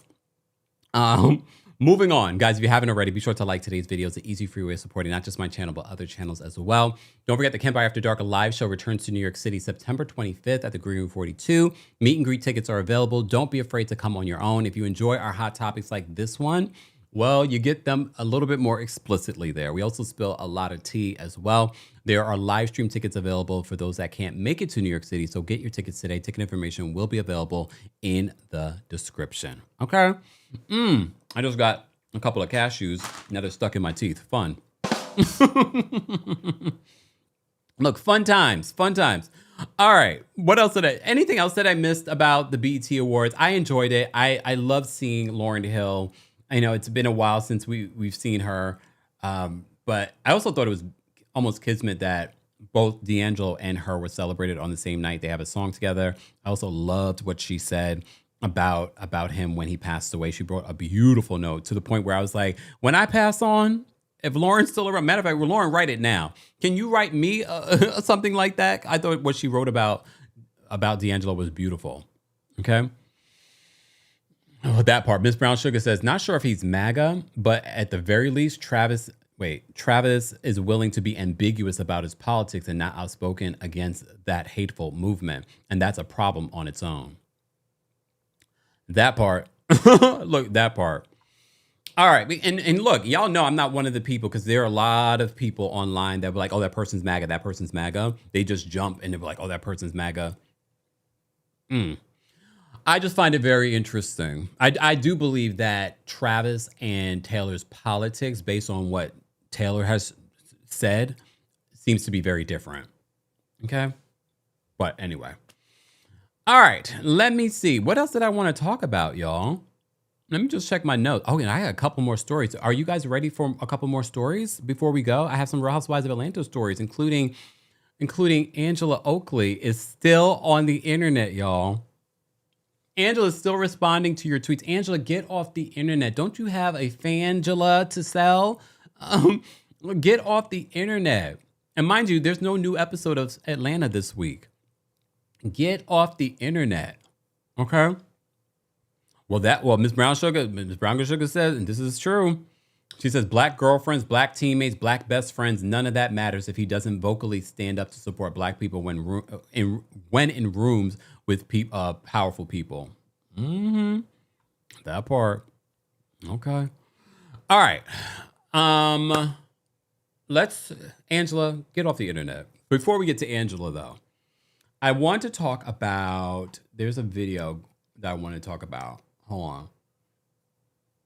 Please hold. Do I have it here? Hold on, y'all. Let me pull this up. Reasonably Shady, the podcast. Hold on. Ooh. Pause. Okay.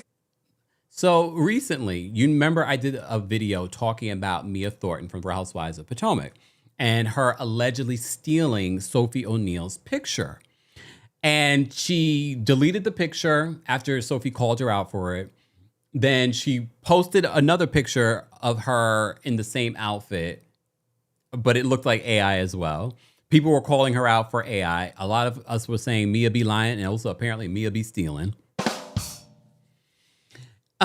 And then she's since posted other pictures of her showing off her body and things like that. I'm like, girl, you stole that woman's photo and her Birkin. Okay. Allegedly. All right. So that happened. Then I made a photo of me in the same outfit. Tammy Roman made herself a photo of the same outfit. Karen Huger, Tamra Judge, a bunch of us. Okay. Well, Giselle and Regular Robin decided to talk about, because that's their former castmate, Mia B. Lion, on their podcast. Speaking of not growing, Yes. are we going to talk about Mia and the AI of it all? Yes. AI has gotten Mia. I mean, What? Okay, so Mia Thornton, who used to be on the Real Housewives of Potomac, has now been, I don't know, what do we say? She has started a meme. She has well, right, because everyone now is doing putting their it. head Yes. on that body. Yeah. She didn't know she was starting it. She got caught. That's She got what busted. She did. She got caught. Mia, you got cold busted, honey. Yes. So I didn't know that there was. My thing is, why didn't Mia think that people would catch on, or specifically that person? Ali says, Kempire slayed that fit. Thank you.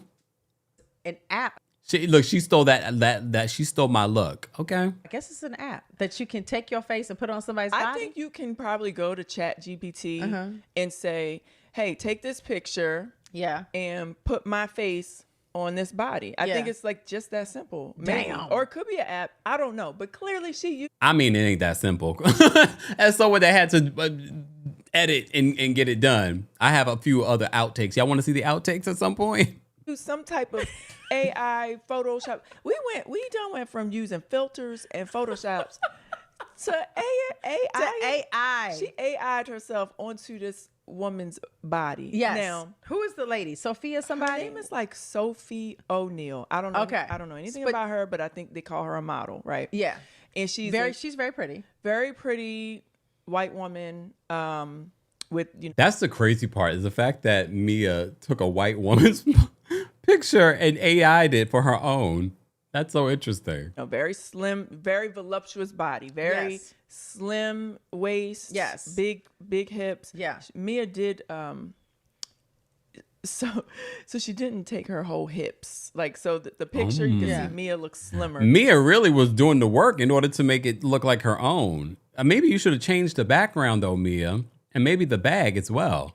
Than the girl, because that would Okay. just been like, It makes me wonder though, has she taken this woman's photos before? girl, Girl. that's not you. So the girl is in the white girl is in this pretty white dress. She's holding this Hermes bag Yes. that's like apparently $100,000. That Mia doesn't own. Right, super exclusive. And so Mia took It's I comedy. I guess she liked the picture. I don't know. And said, well, I want to be wearing a white dress, holding a Hermes bag in front of this. And when you think about all the things that Mia Thornton has been going through financially, Mia doesn't have any money for any Birkin bag. Okay. Background too. Yes. Like, I don't know. So she took the girl's picture and put her face and body on the girl's body. The girl said, hold up. The girl says, excuse me, ma'am. She said, take your head off of my body. What are you doing? Take your head off my body, ho. Right. That's what she said. Like, what? Mia, girl, cut it out. Stop it. So I'm just curious about the why. Why are we doing things like this? I think it's kind of Why? like a lazy move, meaning like you don't feel like getting your glam done that day, but you want to post a pretty picture and Right. somebody else already got their glam done. They look amazing. They have on a great dress, and you just say boop boop. Right. Who thinks of that though? That never crossed my mind. There's so many beautiful men I could, take their picture. That never crossed my mind. I'm going to put my head on that body. But okay. And then also be a public figure. Okay. Thank you, Foxy. Foxy says Kevin looked the best with the white dress. Full beard and all. Full beard and all. It's probably like 2 clicks on the Instagram. Probably, on the Chat GBT. Probably so. So it is interesting though. Like you see how the girl, her hips are like pretty Yes. big, and Mia actually, I guess one of the prompts on the AI was like, but make my hips smaller. I mean, I don't know. I'm just like, this is so crazy. That's a mess. Mia, Yes. cut it out. So Stop it. Show the picture to the people on YouTube. Yes. And then Mia done said, I saw something she was in the comments on, yes. So this Sophie O'Neill says, please, can you remove the picture of me with your head on it? Thanks. Thanks. But then Mia was somewhere else in the comments talking about, because a blog reposted it. Uh-huh. And Mia talk about fake news. Legal notice has been emailed. Mia, you should be worried about the legal notices against you. Like, what are you doing? Worry about the legal notices that you got going on, Mia.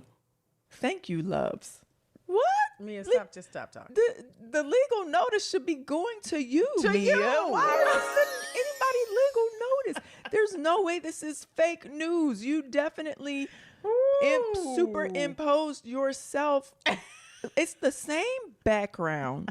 These same background. Same bag, same hands on the bag. It's the same hands. That's the funny part. Even my necklace version, might be even my version has the same hands. That's why I said I wore gloves to the beach, y'all. I wore gloves to the beach.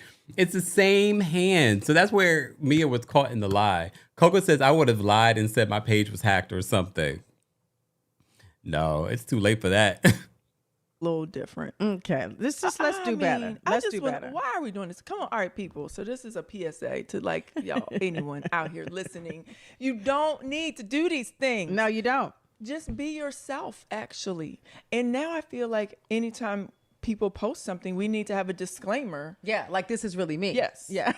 My thing is, if a lot of these new platforms like Instagram and things like that, if they sense AI, now it will be labeled. And I know on YouTube and other places, they're asking you to label if it's AI or not.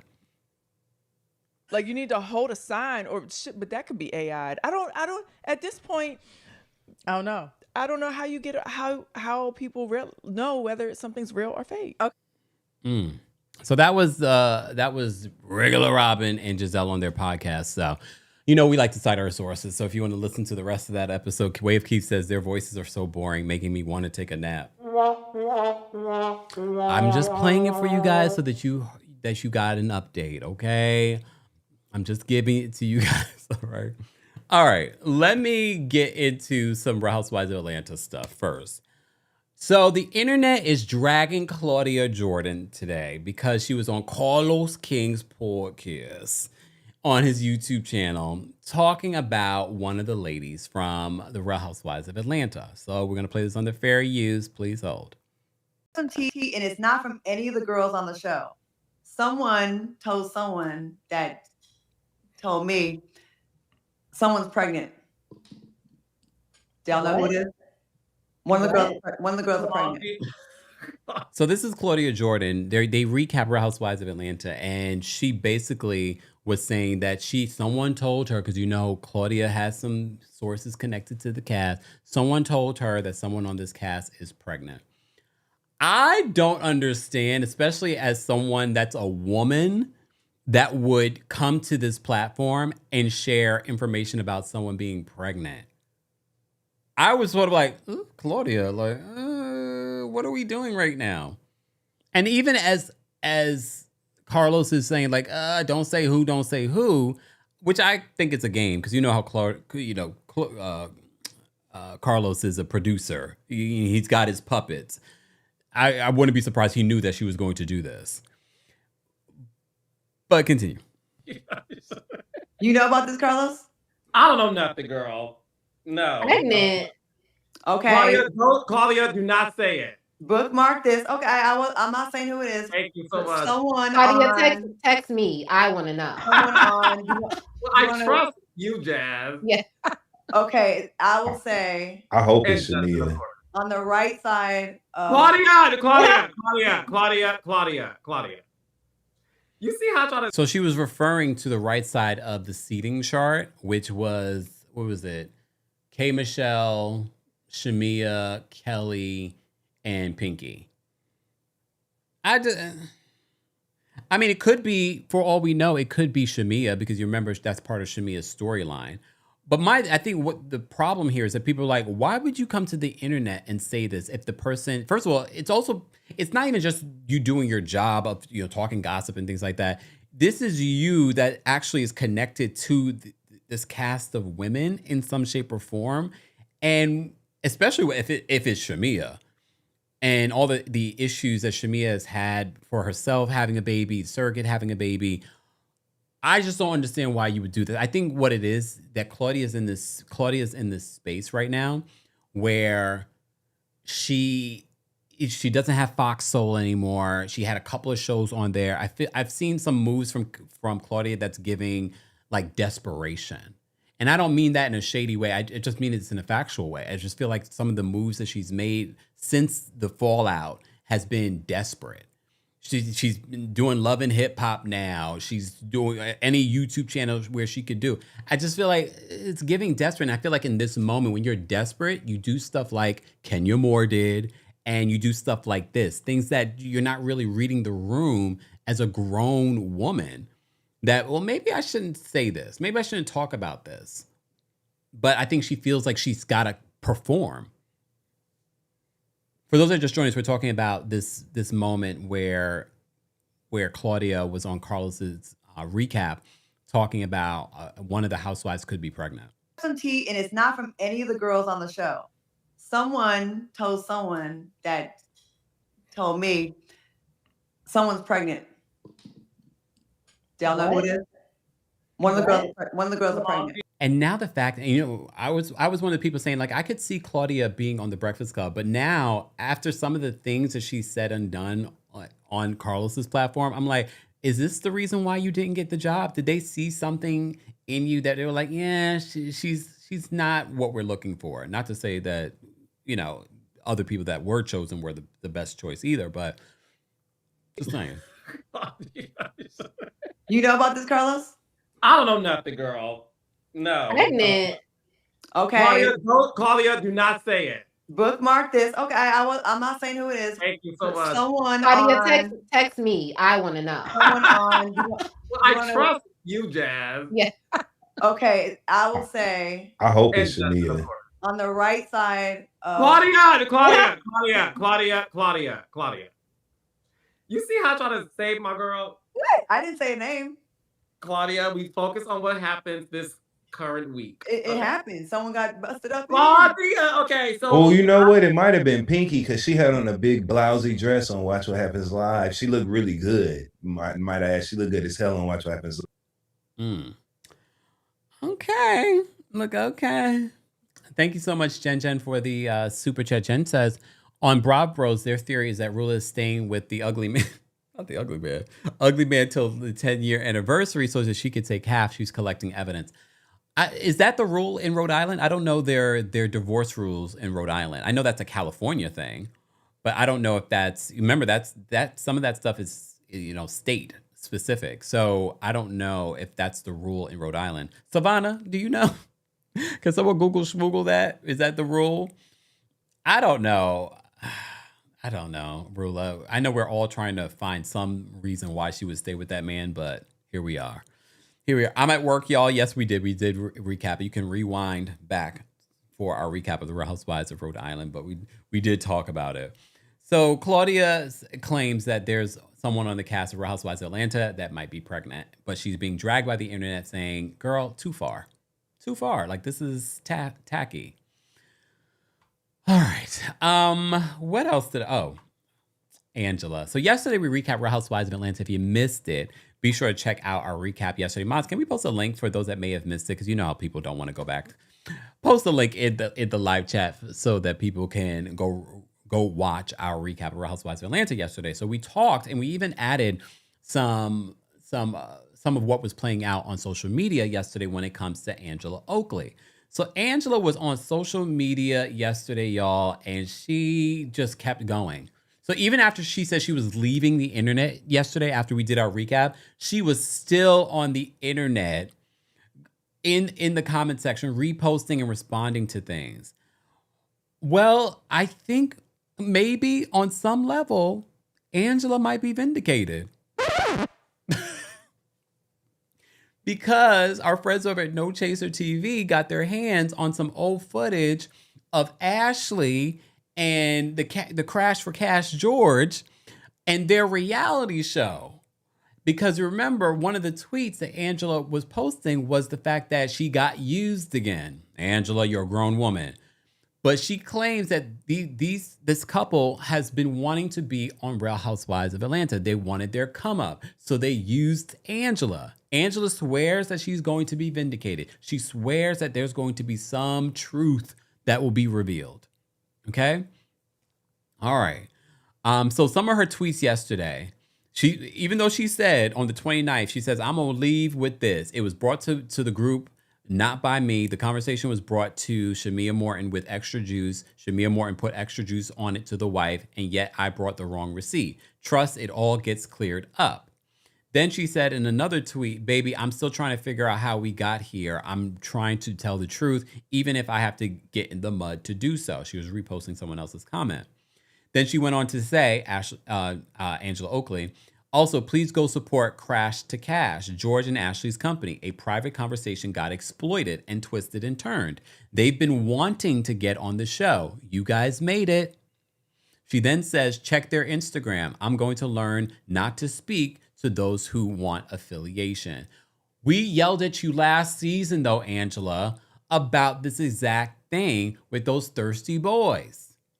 And here you are doing it again, falling for the okie doke. But I still don't understand why you did this.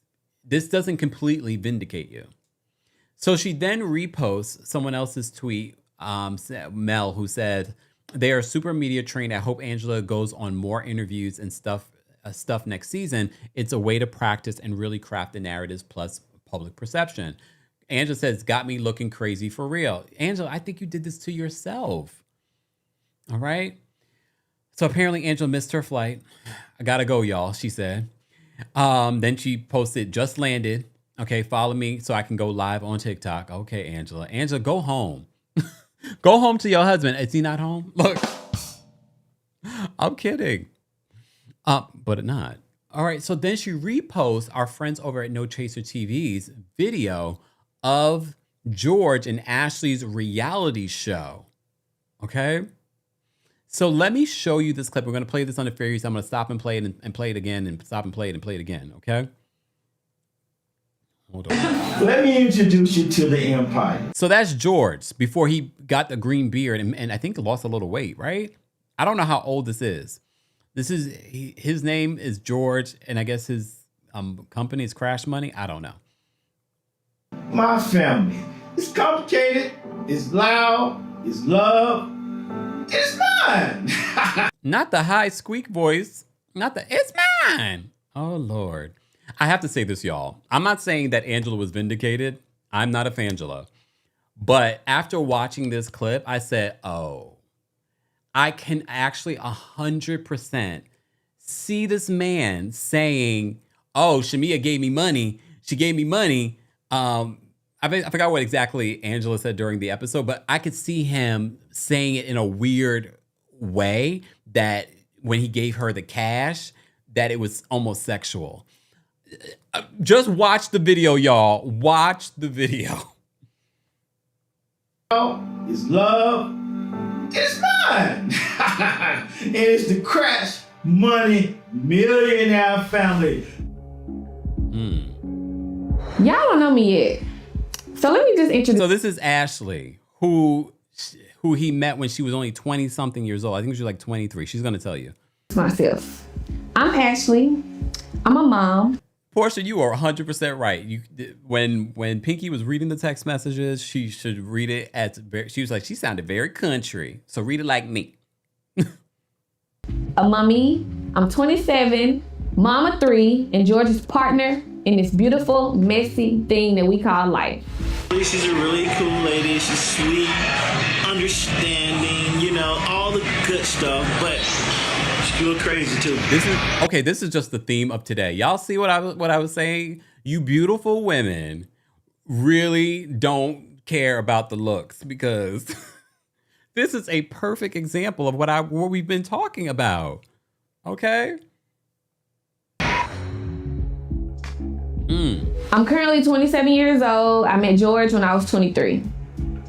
She was literally getting out of her car, walking past my condo, about to deliver some Uber Eats. When I saw her with those little bitty shorts on and everything showing, you know what I mean? Booty popped out, titties popping, and I was like, golly, this was the most beautiful girl I ever seen in my life. And I was just off a rocky relationship with this other girl, and I'm like, I'm in hot pursuit of a damn prostitute. That, for me, that line alone said to me, Angela, I now understand where Angela was coming from. I know, look, hear me out. Hear me out. Now, just seeing how he speaks, can't you see him saying, oh, I gave her a check, but she didn't give me no neck. You know what I mean? Like, I could see him saying something like that, not saying that anything ever happened between them. But can't you now see where it's like, oh, wait, maybe this is where Angela got it mistaken. What is it? How are you referring to your wife like this? Let me play this for you again. I was just off a rocky relationship with this other girl, and I'm like, I'm in hot pursuit of a damn prostitute. But guess what? He's in hot pursuit. This is what he's saying about the potential. This is his potential girlfriend, wife. Now, Two Foxy says Angela's no victim. I'm just saying, hear me out. Look, hear me out. I was like, wait a minute. The way that this man speaks. Let me play this again for y'all. I'm in hot pursuit of a damn prostitute. But guess what? She wasn't a prostitute. She was soon to be girlfriend. I thought I was just dropping off food. I didn't know I was picking a whole new future. Yes, I'm younger. Yes, people judge. But age don't define love. Effort does. Right? Love don't check IDs. It checks the energy. And who filmed this? Wait, who filmed this? Like, what was this for? Was this a sizzle reel? Was this an audition tape for something? Let me see what our friends over at No Chaser TV labeled this. Hold on. Let me see. Maybe they said it here. Please hold. They said Phaedra may have been right last night on RHOA when she said that everyone knows George. As it appears, George and Ashley have their own reality series titled Crash Money Millionaires. Source Crash Money Millionaires. Also, maybe it's their online show that they filmed. But this seems a long time ago, right? Because he doesn't look like this anymore, right? Now he got a green beard now. Okay. You gotta have them pockets, you know what I'm saying? And what we do, I got those pockets. When I met George, he already had 5 kids. So when I say I stepped into a full situation, I mean a whole situation. Okay. Look,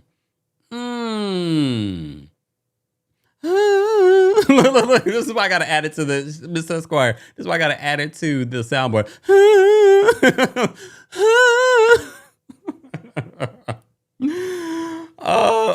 Damn! I forget that half the things I say.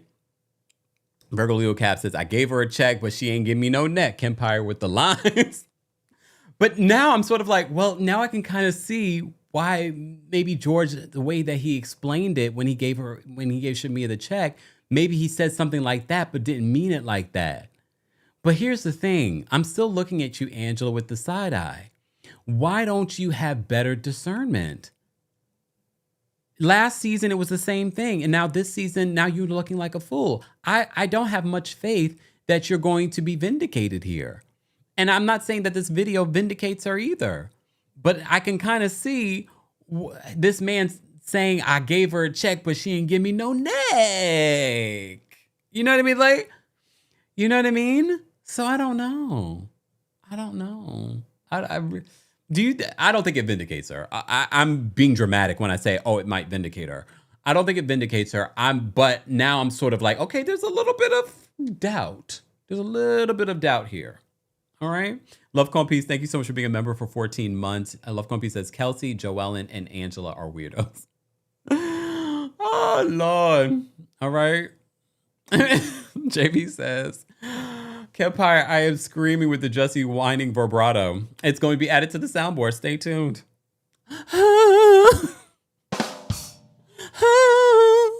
Okay. Oh, Lord. I ain't hurt no more. Exactly. Hey, Dr. Miss Honey. A mess. Okay. Nikki says, put that on the soundboard. I am in hot pursuit for a damn prostitute. Oh, Lord. We got a lot of new sounds to add to the soundboard. We even got good morning. I said good morning. Okay. So on that note, I need to go. I have work to do then. You guys are giving me work to do. Guys, if you're new to our Tuesday Takeover, this is where we talk about a variety of hot topics, reality television, and some other scripted television, like we talked about The Polygamist a little bit. But I will be talking about more of these hot topics in a more explicit way during our live show on September 25th here in New York City, but also on our Patreon. I probably will go live maybe this afternoon, this evening on Patreon. So make sure you're following me. Patreon.com/TheKempire. There's a link right now in the live chat. So be sure to follow. I'm going to add the link to the description as well. Also, be sure to check out all the discounts that are available through our sponsors today from MyFitnessPal, Factor Meals, and of course, Bowl and Branch. Take advantage of the sales that are going on right now. Not only does it support our channel, but it helps you, deliver all the things that you want, right? All right. Yes, Angel says, looking forward to the Patreon party. To a Patreon party, Angela says, at this rate, Kempire, you can bring Greg back. Set me free. You know what? That's not happening. I don't even know what I did with that soundbite. I was looking for some of the sound bites, but I didn't find that one conveniently. I couldn't find it. All right. Tigger GST says, we're about to drop some beats. I'm going to go to Puerto Rico and drop some beats. Okay. Allie says, for me, it vindicated her because Ashley had a different tone in the text with Shamia than she did on the phone with Angela. I mean, and based on what we've seen from this reality show, I can definitely see these two wanting to be featured on Real Housewives of Atlanta, especially to go from your online show to a show where I'm sure right now they're loving the fact that people are talking about them or featured their show. So I know they're like, oh my God. But that's the thing about Atlanta, folks. Some of y'all in Atlanta, I already told y'all, if it's not one thing, it's another. Everyone's trying to be famous. Everyone's trying to be in a Tyler Perry movie. But fine. Look fine. Not little baby child, Todd. Just little baby child. I think we wore that out. I took that on tour. I danced to it on tour. I think we've retired Dr. Gregory. Okay, but thank you to everyone that donated to the Dr. Gregory Fund. Okay. All right. Virgo Lady said we're going to make t-shirts. A mess. Was there anything else that I wanted to talk about? No. But I'll highlight this. Shout out to our friends over at No Chaser TV and also Jersey Table Flip who put this together. The highest followed housewives of all time. Candy's number 1. K. Michelle is number 2. Here's the thing though. I don't count K. Michelle because K. Michelle is a new housewife. Her millions of followers came from her music career and her being on Love and Hip Hop. So I really don't count her. Portia's number 3 with 7.5 million. K. Michelle has 8 million. Candy has 10.4 million. Larsa has 5.4 million. Some of these housewives, though, some of them have been exposed as having bots. Just saying. Eva has 5.3 million. Rachel Zoe has 4.8 million. Nene has 4.3 million. Kyle has 4.2 million. Bethany has 4 million. Cynthia has 3.9 million. Lisa Renna has 3.8 million. Yolanda has 3.5 million. Lisa Vanderpump has 3.2 million. Kim Zolciak has 3.1 million. Phaedra has 3 million. Melissa Gorga has 2.8 million. Erica Jane has 2.6 million. Kenya Moore has 2.3 million. Teresa Giudice has 2.2 million followers. Michelle? Oh, wait, Mikhail? Who's that? Neil and Michaela Sean? Was she on OC? I don't recognize her at all. That's the only housewife on this list that I don't recognize. Okay. She has 2.1 million. Who is she? Was she on the OC? Denise Richards has 1.8 million. Sarah, so many people are like, who's Sarah? Who's the random Sarah? Sarah from Real Housewives of Dubai. But I don't think hers are real, to be honest with you. But anyway, Sarah has 1.8 million.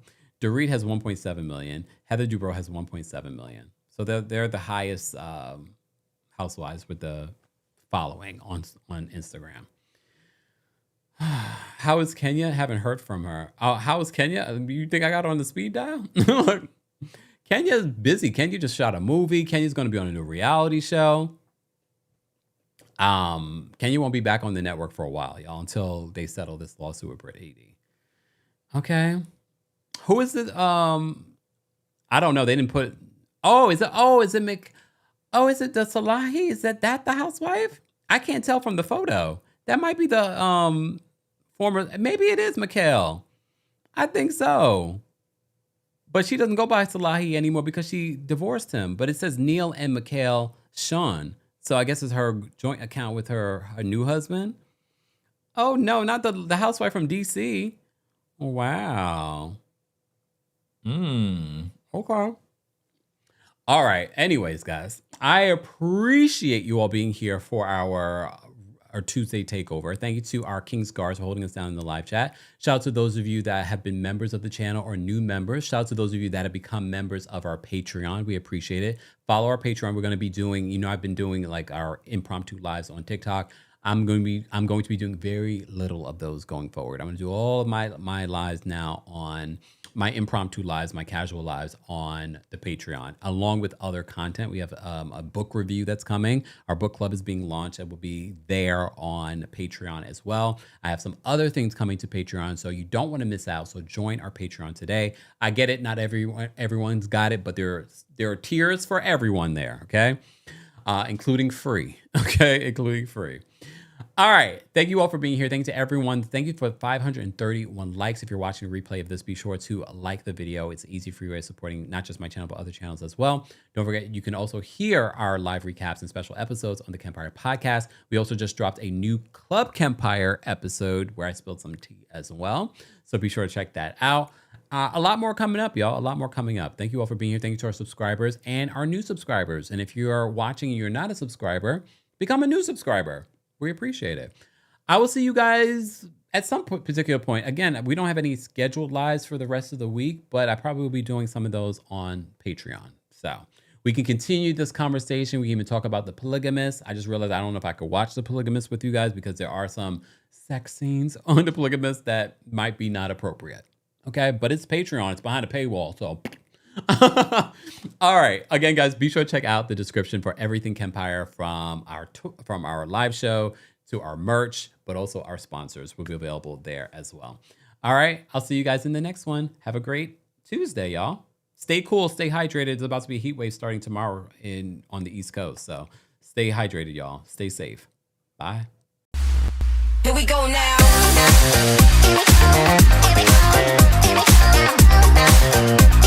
Thank